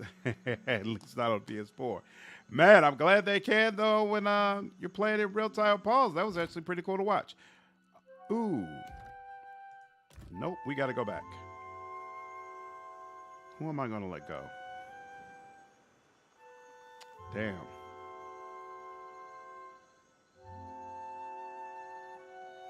Let's see. You know what? I know how to do it. I know how to do this. That can't be who I think it is. Peg leg before? It's awful. Damn me for a buttered slice of hard sack. It's you, ain't it? The pale elf squints at you and puffs on her pipe. Acrid smoke from the bow wreaths her face. Do I know you? Of course not, but I know you like I know the curve of my 11th toe. She winks and shuffles closer. The Watcher, captain of a mighty ship, god chaser and fiend slayer.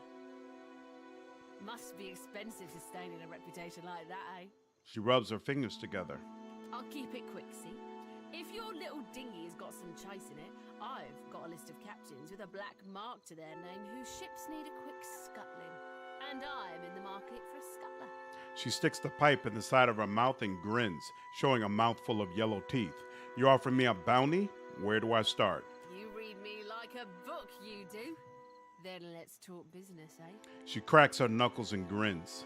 You'll be looking to scuttle Cornu first, one of Rowatai's finest. I think I already got him. I don't ask my client what he did or what scale his death balance is.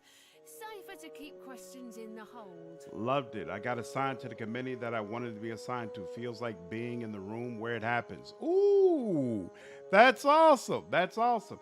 I'm doing good, James. I can't complain at all. I'm currently working towards trying to have the kind of job that I want.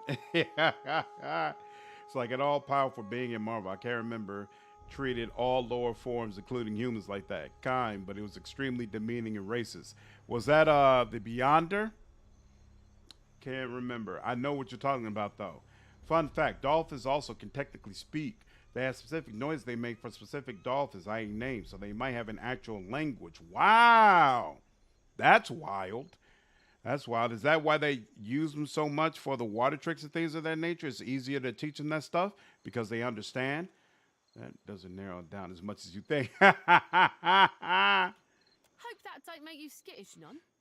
Loyalties being what they is. She clears her throat into her fist and glances off to the distance. I'll measure where my loyalties lie, thank you. If our target is worth his salt, he'll send us down to Andra's realm anyway. Maya folds her arms and nods stiffly. Mark me.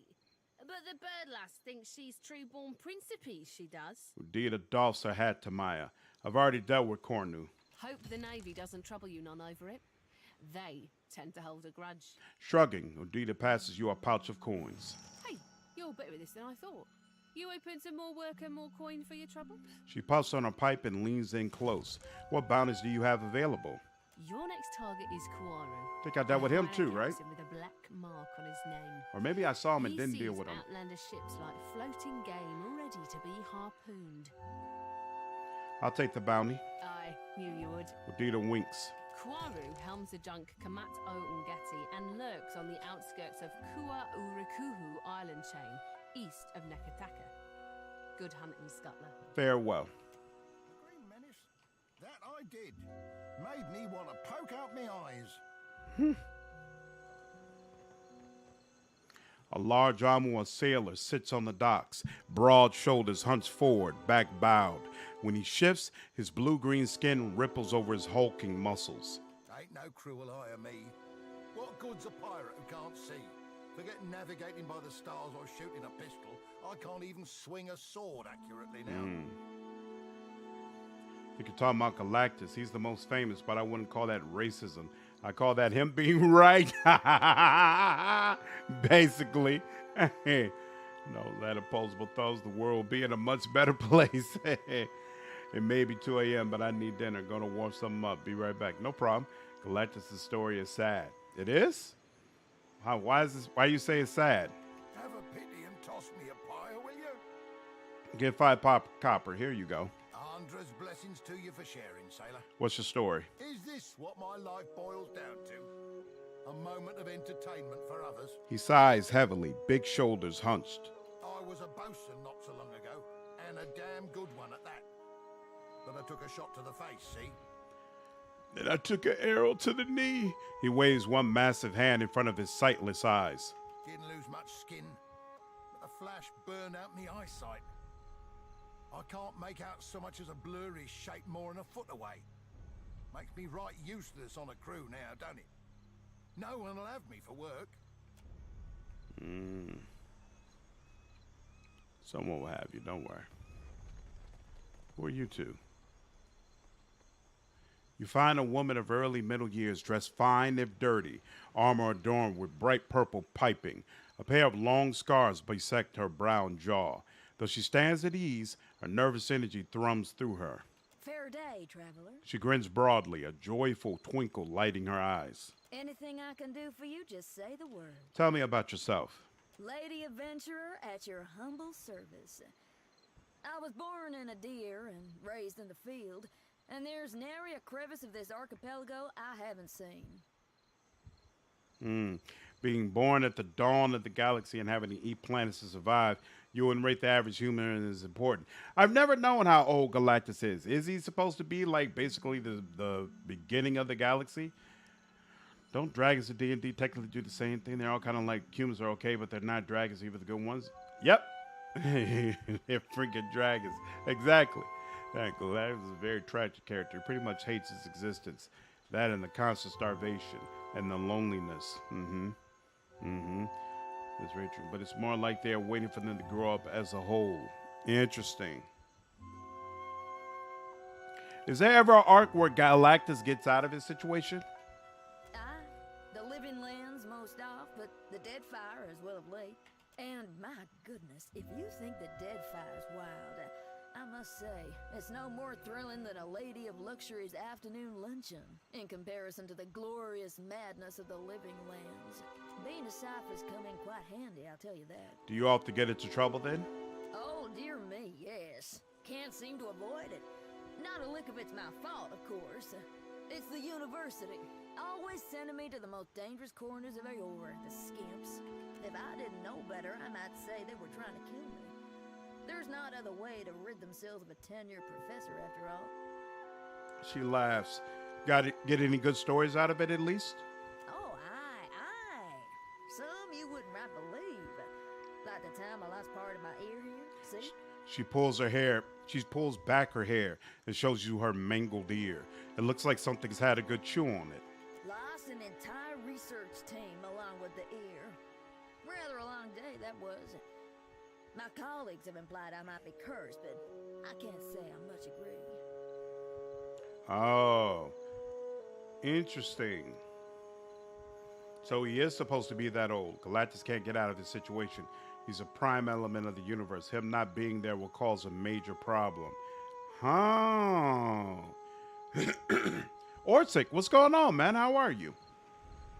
On my last expedition, my colleague Inez got herself lost looking for what was essentially a big prickly weed.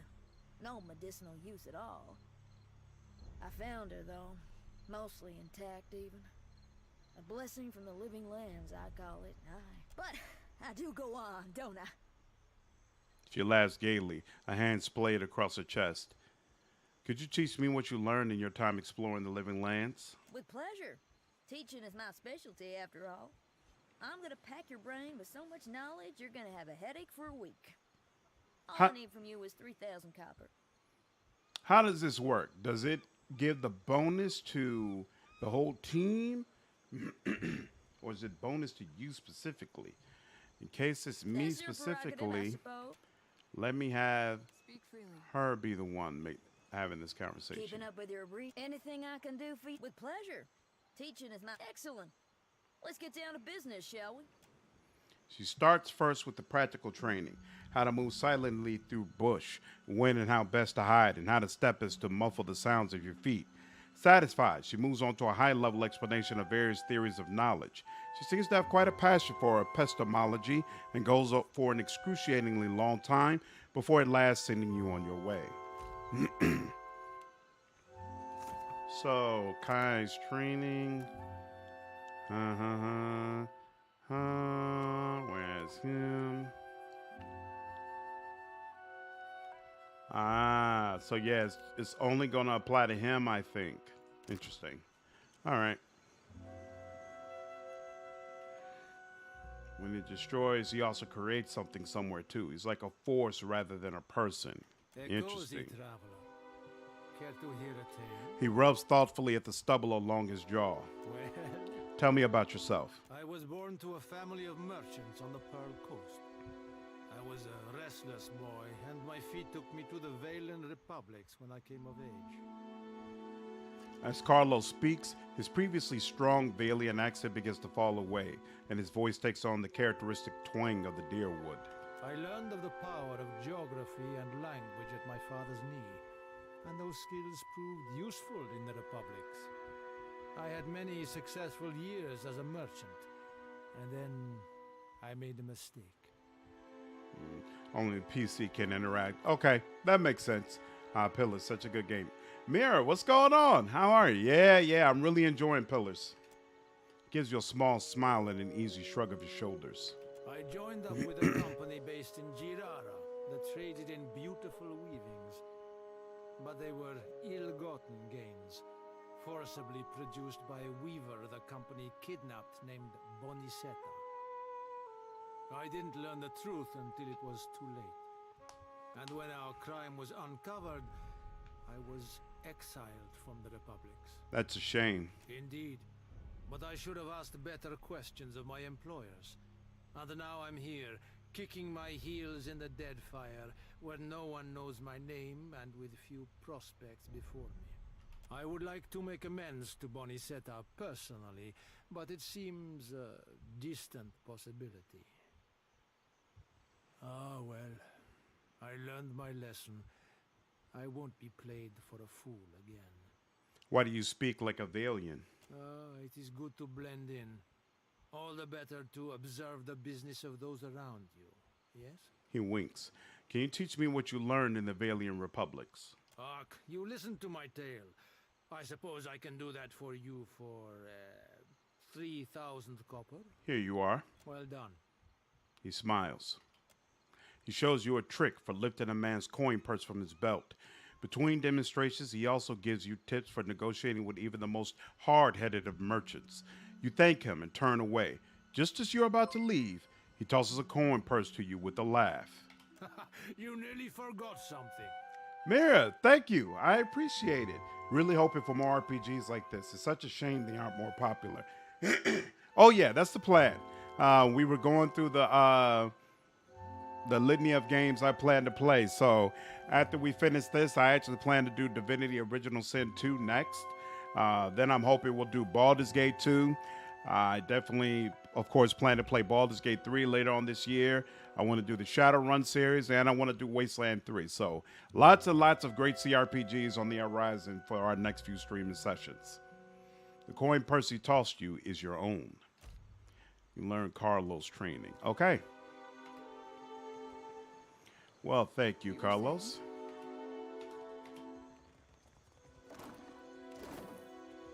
Stray cat. Zorro. Well. That's one way out. Did I loot this already? Probably. Nope, I didn't. I did talk with you, okay. And then here we go. The King's Coffin, Balefire, and Radiant Court. We will go with Balefire Beacon, because that's where old boy is more than likely. In a weird way, and I feel nobody ever intends it this way, it brings the role-playing down to earth. What do you mean? High-level cosmic creatures in Marvel and DC are wild. Like dealing with the embodiment of time isn't something you can shoot with a gun. Cosmic armor Superman, a creature that in Eurus' plot armor as a power. What have we here? Ooh. Lord's foot. Bullet eye cap.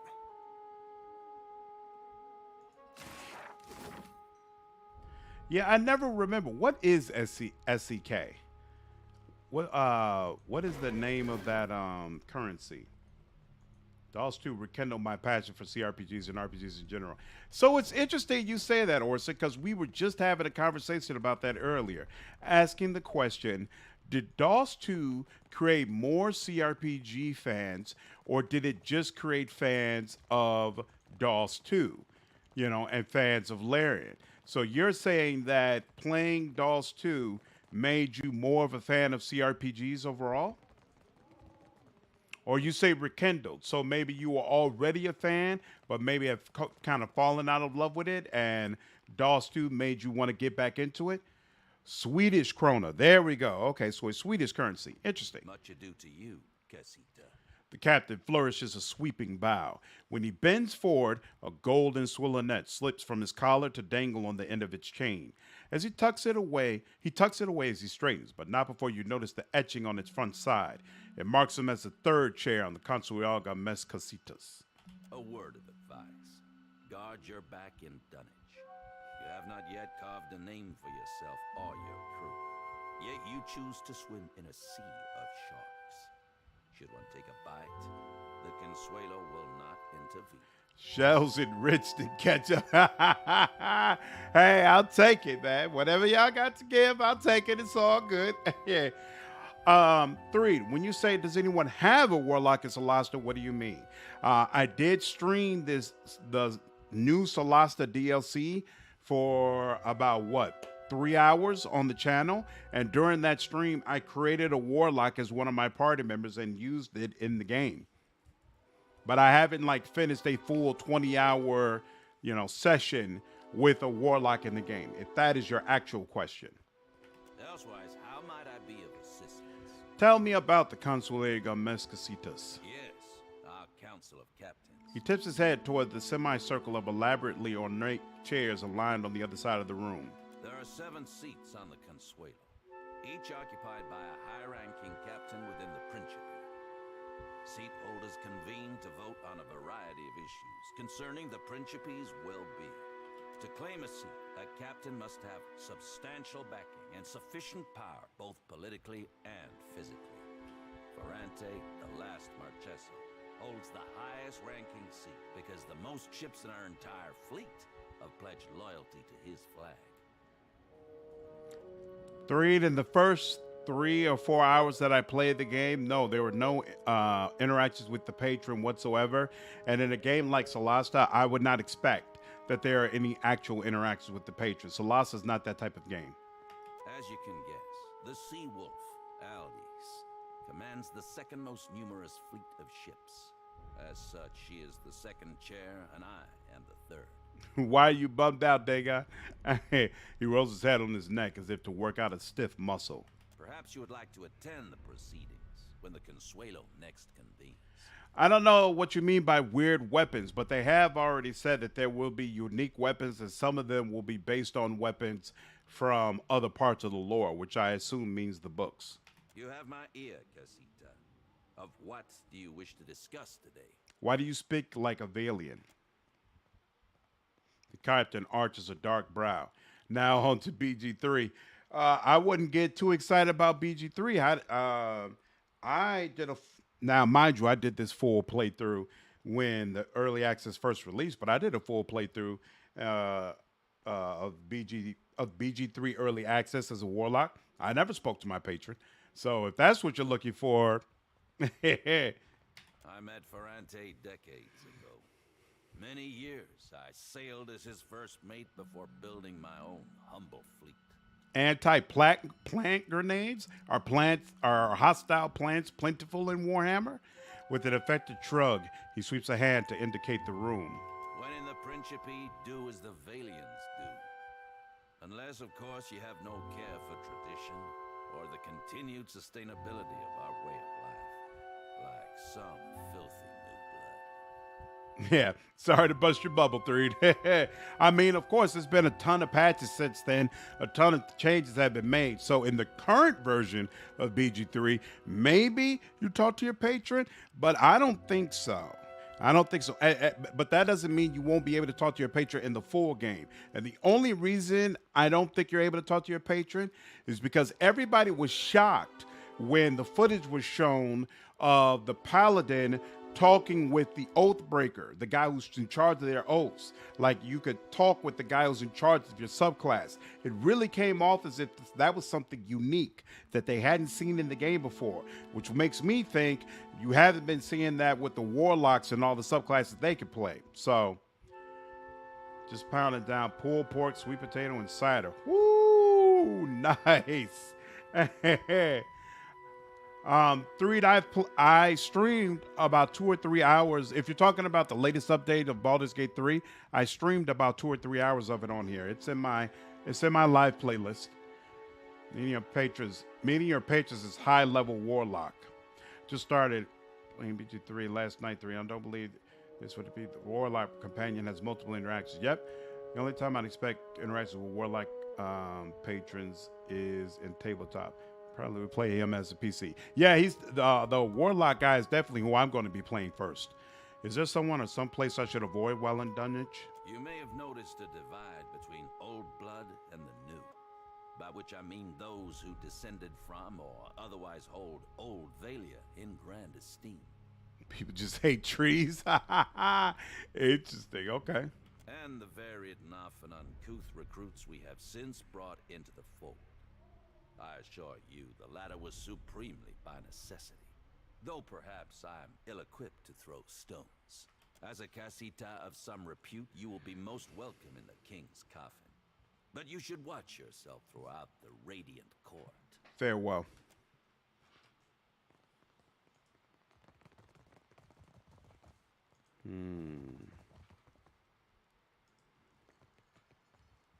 Captain Mad Marina. Oh, okay. Captain Brutal Benwith. Captain Adaze the Sea Wolf. Captain Two-Eyed Pim. Captain Goldfin. And Captain Murr. Interesting. Boom. Boom. Ah, Watcher. Good. You have arrived. Chin jutting upward, he grants you a winsome smile. His left cheek dimples as the smile spreads to show teeth. Ahoy there yourself, Captain. What do I be but a pretty bit of man meat to dangle from a wrist? As easily forgotten as set aside. Arms akimbo and head askance, Seraphim smirks. I know that dimple. Had you in my sights once, but you've been down to lace your boot. Ah, an ear twitching, Seraphim narrows his eyes. It's the ones who get away that hurt the most. My glances away in size. Surely. Expression tight, he eyes the rifle strapped to her back. Argo, what's going on, man? How are you? Just woke up after passing out after work. Hope you're doing well. I got absolutely no complaints at all, man. Hope you got a good night's rest. Ferrante rubs his thumb over his golden swollenet, violent thoughts gliding over his face like dark clouds. Then he smiles, but it's a vicious expression more than a pleasant one. A little seabird informs me that you have dealt with our mutual problem. The scoundrel Benwet. His eyes glint as a fierce grin cuts across his face and his lone dimple deepens. I must admit, I did not expect you to leave him alive, but I think it a shrewd decision. Whatever understanding you come to, I do believe could prove advantageous for us in the future. Gillarde, for this you have my grandest commendation. He had it coming. That he did, indeed. Ferrante strokes his fingers down the line of his jaw, eyes downcast in thought. Even though you left him alive, yeah, not much longer, Argo. Received a long overdue beating.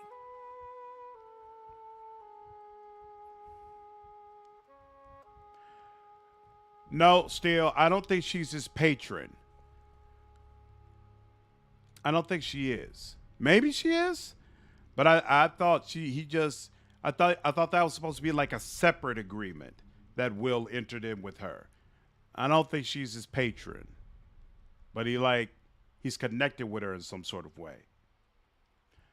But since the paladin can talk with the person who swears you in, it's highly possible they intend to have interactions with your patron. It's just on the back burner. That's what I think. I definitely think the warlock would be able to talk to their patron, but it's just not in the game yet. Well, there's a Space Wolf book, so you don't like the furs. I don't know her name. I have prepared for you a fine prize. With a sweep of his arm, he offers you a magnificent cloak. Are you serious? They say magnificent cloak, and then it's just a regular old cloak of protection? However, there is another matter of which we must now speak. I must confess to you a bit of a problem has arisen. One which speaks to your expertise with the supernatural. We've sighted the floating hangman that haunts the Deadfire. Floating hangman, a ghastly and rotting ship that haunts the Deadfire. Manned by an undead crew, this vessel is rumored to becalm the seas and sails veiled with an unnatural fog. Wait, did you just say a ghost ship haunts the Deadfire? Indeed, and I will say it truly again. This galleon, what likely remains of the Fonferros, is a frightful legend. Fonferros, meaning iron strength. The Fonferros is the Grand Valiant galleon that Darkozy paladin Lucia Rivian used to flee the burning palace when charged to protect the royal family's sword. We have been losing ships at sea, amico, and not to those Valera ship-hunting bastards. I believe the floating hangman may be our culprit. Nope, James, that's not normal. So I would probably do a complete uninstall and then reinstall it again and see if that fixed the problem. I'll stop myself from saying the Volca of Farinka so people know what the hell I'm talking about. Them Imperials with their low gothic. Magnificent cloak relative to what a commoner wears, I guess. Maybe. But he knows I'm not some damn commoner. You sent me after pirate captains. Did the furries, alas, roar, but Fortune favors us, as I have procured the survivor from such a recent sinking. You will consider what she has to say. Head craning abruptly to the side, he barks a loud order. Come forth, Selenia. Quickly now, or I will run the rivers of your lethargic blood. At the last, he smiles.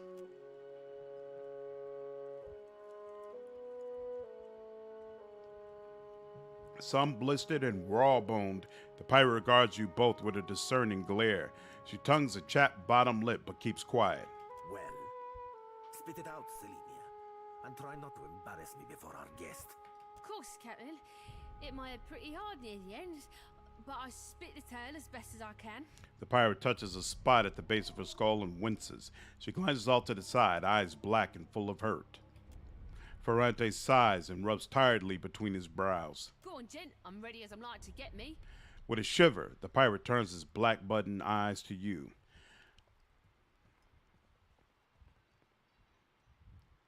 Nod, what happened to you? Saw my old crew slaughtered me, my best mates, and even a few I hated. They weren't but blood and meat in the end. It branded the back of my eyes that moment. High seas, nothing but blue all around. Then, mist so thick you could taste it. Ships sailed from within. Out of nowhere was a hunt, not for loot, but for bodies. The ship, it looked... She gropes at her hip, but there's nothing there. Fingers fumbling at the air, she bares her teeth. Rotted. The crew, they were all undead. Couldn't stop them from boarding. Couldn't kill them. Couldn't even fight them in the end. How'd you survive the attack? Calling me craven? Huh, sure, I am. She snorts. She rubs at the back of her head, rough, like she needs it to hurt. Took a knock in and I was out for a while. When I came to, they were eating Ganasco, our steward. I dropped a dinghy and rode for it. Don't know why they didn't give chase. Don't much care me. When did this happen? She ruffles a hand through her short hair, scowls. Dunno me. Drifted for days, maybe longer. Kept winking in and out after I ran out of drink. One of mine found her no more than a week ago. Malnourished, dehydrated. The poor girl was scarcely able to speak. Well, I'm more than able to gabble now, aren't I? Could sail, too. No, you got no reason to keep me. She flits her hands over the softness of her shirt. Again, her fingers hesitate close to her hip, the fabric crinkled there, where a pistol might normally be strapped. A muscle ticks at Ferrante's jaw, but he otherwise ignores her. Perhaps there is something else you wish to ask of our guest before she departs from us. How were you taken by surprise on the open sea? Me and my crew were adept. Alert. Always. No. Weren't no one gonna get the jump on us. Was some magic foul. Just sudden like, the winds died, the waters fell flat and the air got heavy. They turned sky and the sea both against us. Then this thick fog roiled up at midday. Without a sound, the Spectre ship. She glides her hand in the air. Skimmed right out. It was too late. We couldn't outsail it. Tell me about them, the undead. They were dreadful. Some were clothed, like maybe they'd only recently died. Others weren't more than moving bones. One was different. Her presence was overwhelming. Heavy. Flames burned in the place of her eyes. The crew shambled hard to do her bidding, even the ones who seemed hardly aware. Figured she was the captain, me. She shrugs, gaze going far away. There is a flag the floating hangman flies.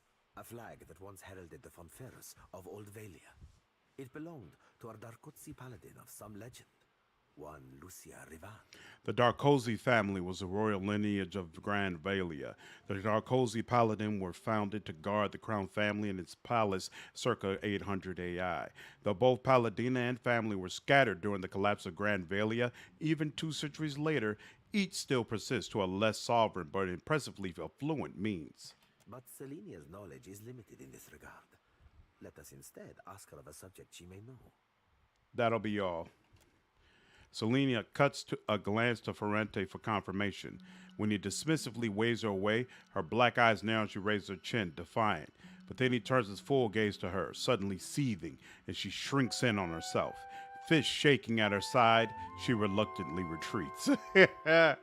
Wonder if they're going to force party choices, Road Trader. Like, do you have to side with the filthy space elf or the angelic sister or of battle, like they did with Windu and Lan? What they have said is that you will have the opportunity to diplomatically resolve differences in your crew, which says to me you'll be able to have members of your crew with widely ranging perspectives and opinions. So I would say no, it's not going to be hard choices like that. That you know, it's going to be important for you to have high charisma. Let's put it that way. She belongs to Aldis, who undoubtedly will come to claim her soon. But that is a problem for another time. Ferrante sighs. One moment, Watcher. The captain scowls as Selenia is retreating back, a dark anger warming his cheeks. Selenia is loyal to Aldis. Neither adhere to the same principles as you. Wonder chases across his face. It lightens the color of his eyes. How very clever of you. Indeed, the White Kestrel and her crew were pledged to Aldis. He drums his fingers against the blunderbuss strapped to his chest. However, it is not by virtue of Aldis that Selenia yet lives, and I would have that well remembered. I can be a generous leader, you understand. So we appear to have seen. Truly. He grins, errant and dangerous. On his left cheek, his dimple cuts deep. Allow me to cut to the heart of it. Lucia Rivan, whose flag flies atop our spectral ship, was a Darkozy paladin who died more than 200 years ago. It is my hope that uncovering the details regarding dear Rivan's fate in life may illuminate the nature of her undeath and how to defeat her galleon. Unfortunately, the only soul who could possibly shine more light on our situation lies buried deep within Neketaka. One Isir the Berethian, now well rotted, I presume. Who is this Isir the Berethian? Regrettably, I know little but this. He was an Adiran warrior priest of Bereth, and a significantly fervent one, if tales are to be believed. Thanks, Space Marine. You're so also Space Marine. Wait, diplomacy or Warhammer diplomacy? More worried about going out drinking with his faithful and ended up dead. I mean, that kind of remains to be seen. From what I experienced in the alpha version, seems like regular old diplomacy. Like the overall world and the dialogue and things I heard are definitely unique. It's definitely very, very dark. But as far as how you handle those situations, to me, it doesn't seem really out of place with what I've seen in Pathfinder or Pillars of Eternity or Baldur's Gate. But that may change by the time we get to the final version, so who knows? So all shall serve the greater good. Good to know. That is a fate worse than death.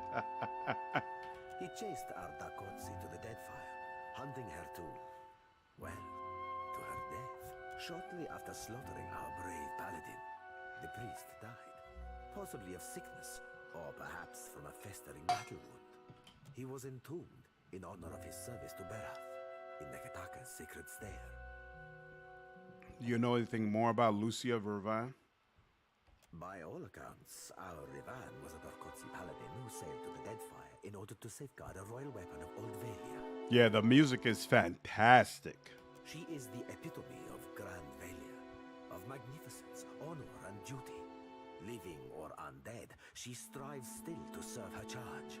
And yet, we know not why, but a Berethian priest called Isir opposed our Rivan, and fiercely they fought to the death.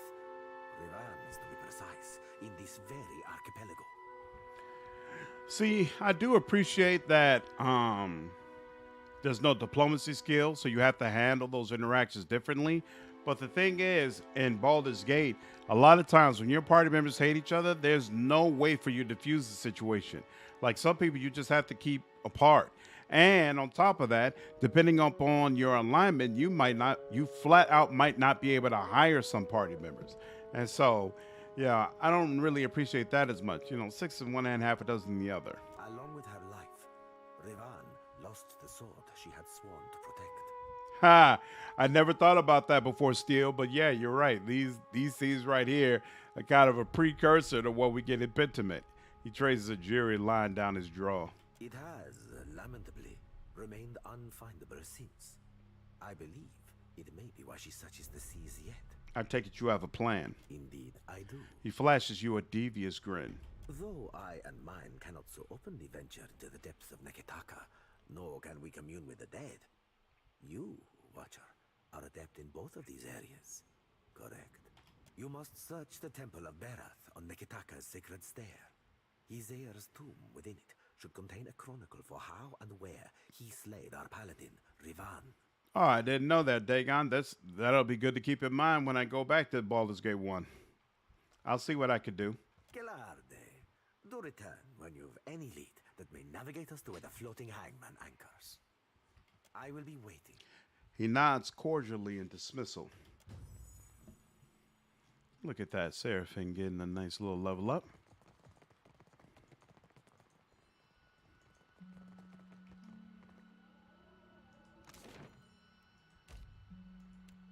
Boom, boom. Mm-hmm.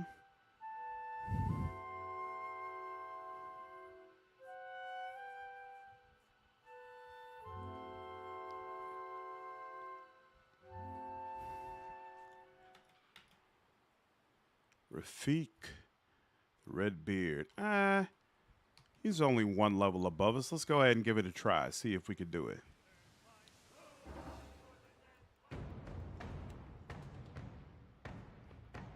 So long as your rep is in plus 18 or -4, you recruit everyone, I think, as well. I thought it was more stringent than that. I ripped some imagery straight out of Wrath of Righteous from my Aeon playthrough during my most recent Pathfinder session. Afraid to tell my players after I gave them, quote, chills. But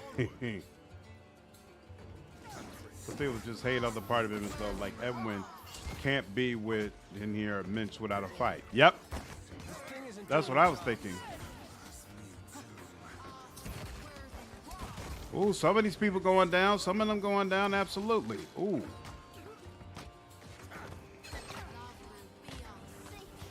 Oh, it probably would have helped if I had actually leveled up my people properly before this. But you know what? We're going to run with it.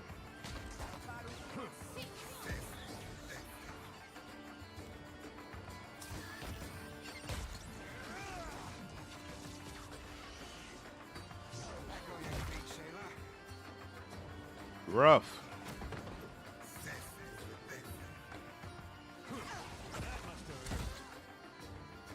At her.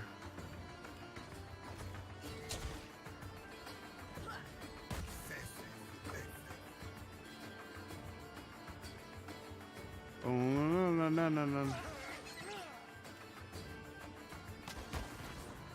And there we go. Woo! Rough. Take all. Take it all.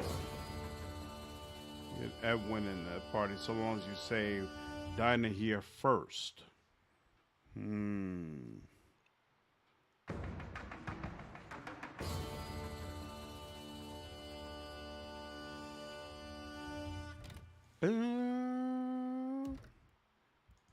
See there. Oh, and here.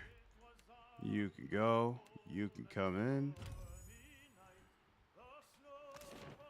And let's go back here. Way, oh, way, oh, all the way home. Because I'm pretty sure. Hold on, let's level you up. We don't need athletics, so I guess Arcana. Sure, intimidate. What's this do? Constant regenerative effect. Incoming hits down the grade. Oh, we already took it. Hits the crits. Fine. Liberating. What's the one? Okay, we already did that. Did we? No, we didn't do this one. Powers attacks temporarily. Nearby allies receive a smaller version of Flame's effect. No. We're going to go all in on hers. What's that thing that we have now? The Morning Star, right? We'll go ahead and give her that Morning Star.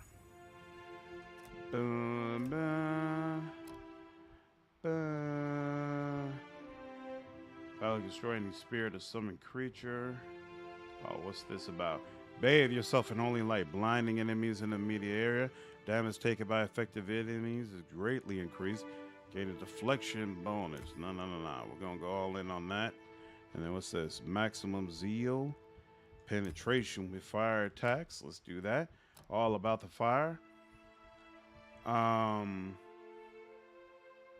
It's not all, but I remember finding, and I was a kid and freaking out, mainly because Edwin and Denny are both very good casters. And if you are just going to speed run BG1 off screen before you play BG2 live, are you going to try to do everything in the game still? I get to the XP cap and all stat books, or just the minimum? I'm going to try to do everything. Love some of the sea shanties from the game. Yep, I'm a sea shanty kind of guy. That's the thing I loved about Black Flag Assassin's Creed too. Absolutely. Love that you just hung the sand to you, said, baby smile. That's awesome. Yeah. No, I'm definitely a fan of them. Ooh, we definitely need to rest soon once we get through with the stuff. Also, are you going to stream the Siege of Dragonspear expansion since that happens before BG2? Yeah, I am. I'm probably going to go ahead and do that. One, because it happens before BG2, and two, because I feel like a lot of people probably haven't seen it, even those who have played BG1. So I think it's worth going ahead and streaming it. Morale is also a thing, but it stops mattering at a certain point. It's based on charisma. Most party conflicts just go away if you're sexy. End up growing to hate Raw Tai so much that I just restarted my playthrough so I can oppose them even harder. Playing an Orland from Raw Tai with a dissident background. Why do you hate him so much? Keep moving. This here is for the crew of the Divine Barge. You ain't a part of it, so you ain't getting inside. I am looking for a man named Giacomo. Have you tried the wild mare in Nekataka? I'm sure they have a boy or two who would let you call him Giacomo for a couple hours. Père Complanca, let us pass. I know you have Giacomo. I have known him since I was a girl in the Republics. So, why should I care? He saved my life. He has saved the lives of many of our kind. Whatever you think he has done, you have the wrong idea about him. A grimace twists her fate. She rubs the fur on her right ear, looks to the door, then to you. She's telling the truth. Fine. I probably won't live to regret this. She turns the door while sliding a key from a pouch at her waist. With a quick twist, the door is unlocked and opened. After you. She motions to the door.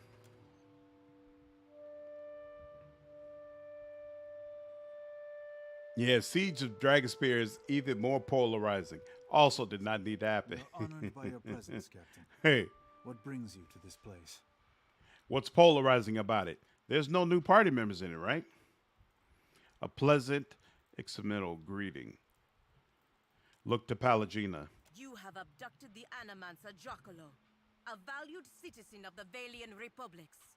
He enjoys the protection of the Dukes Bells and Panits, and through them, the Fremas Mesconsualias. As a representative of the Brotherhood, I am here to negotiate his safe release. If Giacomo is not returned to us in good health, everyone involved in his kidnapping will face the wrath of the Five Sons. This, I swear. I see. We ourselves have been debating what to do with Giacomo for quite some time. Giacomo stands near the back of the room, nervously assessing you. Though he appears unharmed, he flinches at every movement the pirates make. Tazato looks at the ceiling, apparently lost in thought. He sighs deeply and closes his eyes for an uncomfortably long time. At last, his head drops and he nods resolutely. There's new party members in Siege of Dragonspear. If you want to run with Edwin in BG2, Siege Dagger Spear has an item that brings him to another level of power. Ooh. Oh, there are new party members in Siege of Dragon Spear? Oh, okay. There's a ton of new party members you'll never see again, and the story doesn't mean anything leading up to BG2. Ha ha! Aside from the 4 enhanced edition characters, there's Glint, Voglin, Micklin, and Shield. All 3 of the nation's factions are idiots. The Wana and Valia are just slightly better at hiding. Interesting. Valen is in BG2 as well as Bailoff, just not where you expect them. Plus, Nero, Rasad, and Doran all show up, of course. Right. Those are the ones who I remembered. We are lost in the woods. You will guide us out by traveling the branching paths of Altleha. I could squint and nod confidently. What? A forest is defined by its boundaries. There are a finite number of ways through a forest, just as there are a finite number of ways this can end. I know the ways out of the forest, but you will choose the paths to take. Very well. The captain draws forth a small wax tablet and a plain metal stylus. He scratches a few words on the tablet and lightly poises the stylus over the surface before looking to you. A woman is with a child, and she learns that if the child is born, it will suffer greatly and have a short life. If she ends the child's life before it truly begins, is this good or bad? But really condensed and more poorly written.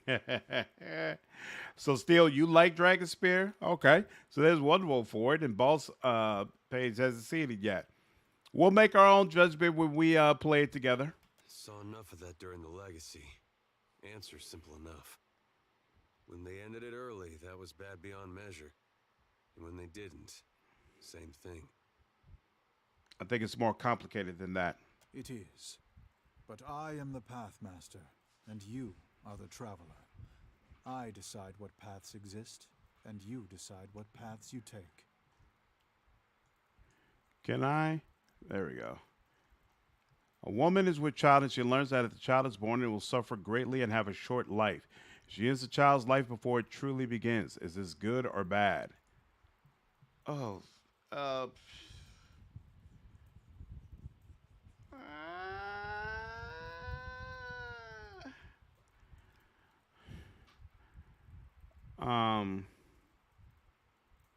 bad.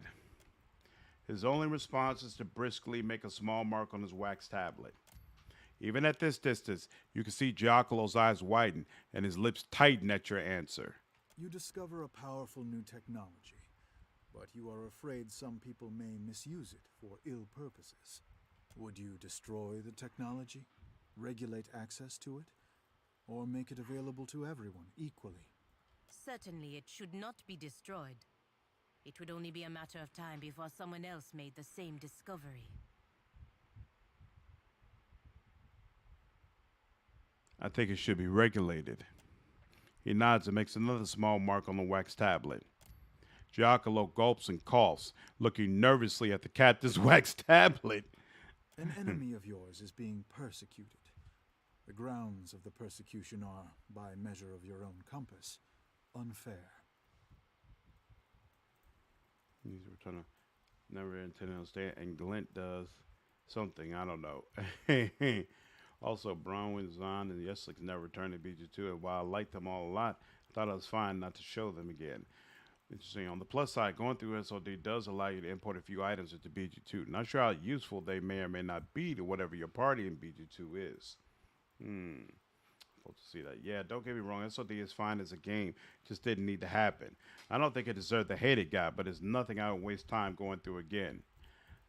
That's why I signed with the new guard pirates most interesting. Okay. At the very least, it'll give us some additional items and maybe a level or two, so we'll see what it's like. Would you allow the persecution to continue, or would you intervene to stop it? Wait, what did he say? Enemy of yours being persecuted. The grounds of the persecution are, by the measure of your own compass, unfair. I would stop it. He looks down at the wax tablet and makes a third small mark. Sweating profusely, Giacomo attempts to wipe his forehead with his sleeve before one of Tazzado's pirates yanks the frail Animancer's head down. You learn that someone who does great good for many people is unintentionally going to do great harm to many people. The harm may not be great, or it may be so great that it dwarfs the good they have done. You have an opportunity to prevent this by killing them. Do you do so? I would not kill them. Very well.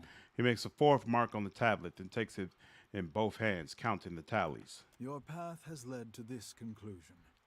Giacomo will be killed and his research destroyed. Que? What is this? You haven't even explained what he's done. Giacomo has discovered a method by which one may detect a godlike fetus in a mother's womb. Tazzado's words hang in the air. The captain waits for Pallegina's reaction, but she remains silent. She clenches her jaw and nods for Tazzado to continue. In the Deadfire archipelago, parents consider a godlike child to be a blessing. From Bereth and Helia to Andra and Galawain, all are beloved, save those of Scan. Appearing mutilated at birth, many godlike of Scan are killed with the tacit approval of the tribe. Those who aren't killed lead miserable lives. Nothing good can come from a Scan godlike. That's awful. I agree, as does my crew, which is why we decided to bring Giacomo here to decide what should be done about him and his research. And now you're going to kill him because of how the Watcher answered your stupid riddles. Yes.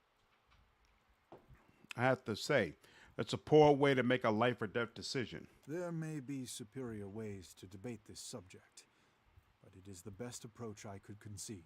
Feel free to elaborate. Our group was conflicted, so I posed to you a series of hypothetical questions, absent the specific context of our current problem.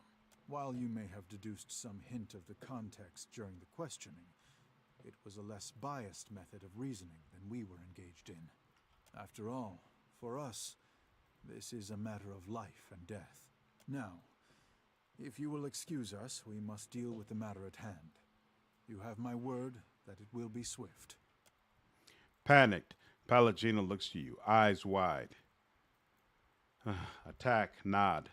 I cannot make the same promise, Captain. Permet consuelias! Well, this is unfortunate.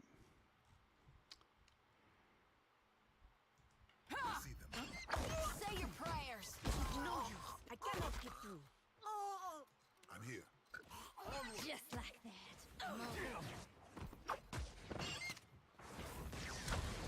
I'm good and stuck. Oh. Need something stronger. I'm a little underpowered for this, huh? That's interesting.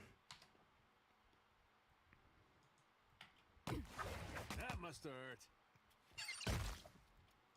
Yeah. Oop, no. Oh, he's gonna go for Maya. God dog it. All thick, worth and raw. Yeah? How could I miss that Love battle? will be on seek. Is old boy dead? Medico. Tazzato left us no choice. Oh. And I couldn't save but who should No. We're gonna do that again. No, I'm not leaving it like that.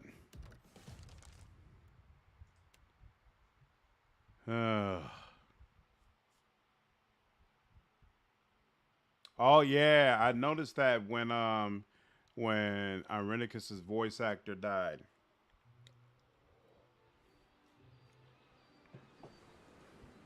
Definitely. Passing of a great. All right. I'll do that, but I'm going to do it next time. That is enough for me today. I have been streaming for, it's been over 3.5 hours. Yeah, it's definitely time. Definitely time to go ahead and call it a night. But I hope all of you enjoyed the stream. For those of you who it's evening, I hope you have a good night. For those of you who are just waking up, I hope you have an absolutely fantastic day. I'll probably try to stream again since before Monday. So I am, as usual, I don't know when that'll be, but I might be able to jump on tomorrow night. I don't think my wife has anything crazy planned, so I'll definitely try to jump on as soon as I can. I'd like for us to. I really, really want to get through with this playthrough before the end of January. So that may not work. We'll see how it is, but yeah, let's go ahead and pump out some more of these episodes. Absolutely. So until then, though, really appreciate all of you. Glad you all enjoyed the stream, and take care. Have a good night. Take care, James. Take care, Argo. Have a good one. Take care, Dagon. Bye, Stubbs. Glad you all were able to join. Take care, Orsic. Have a good one, man.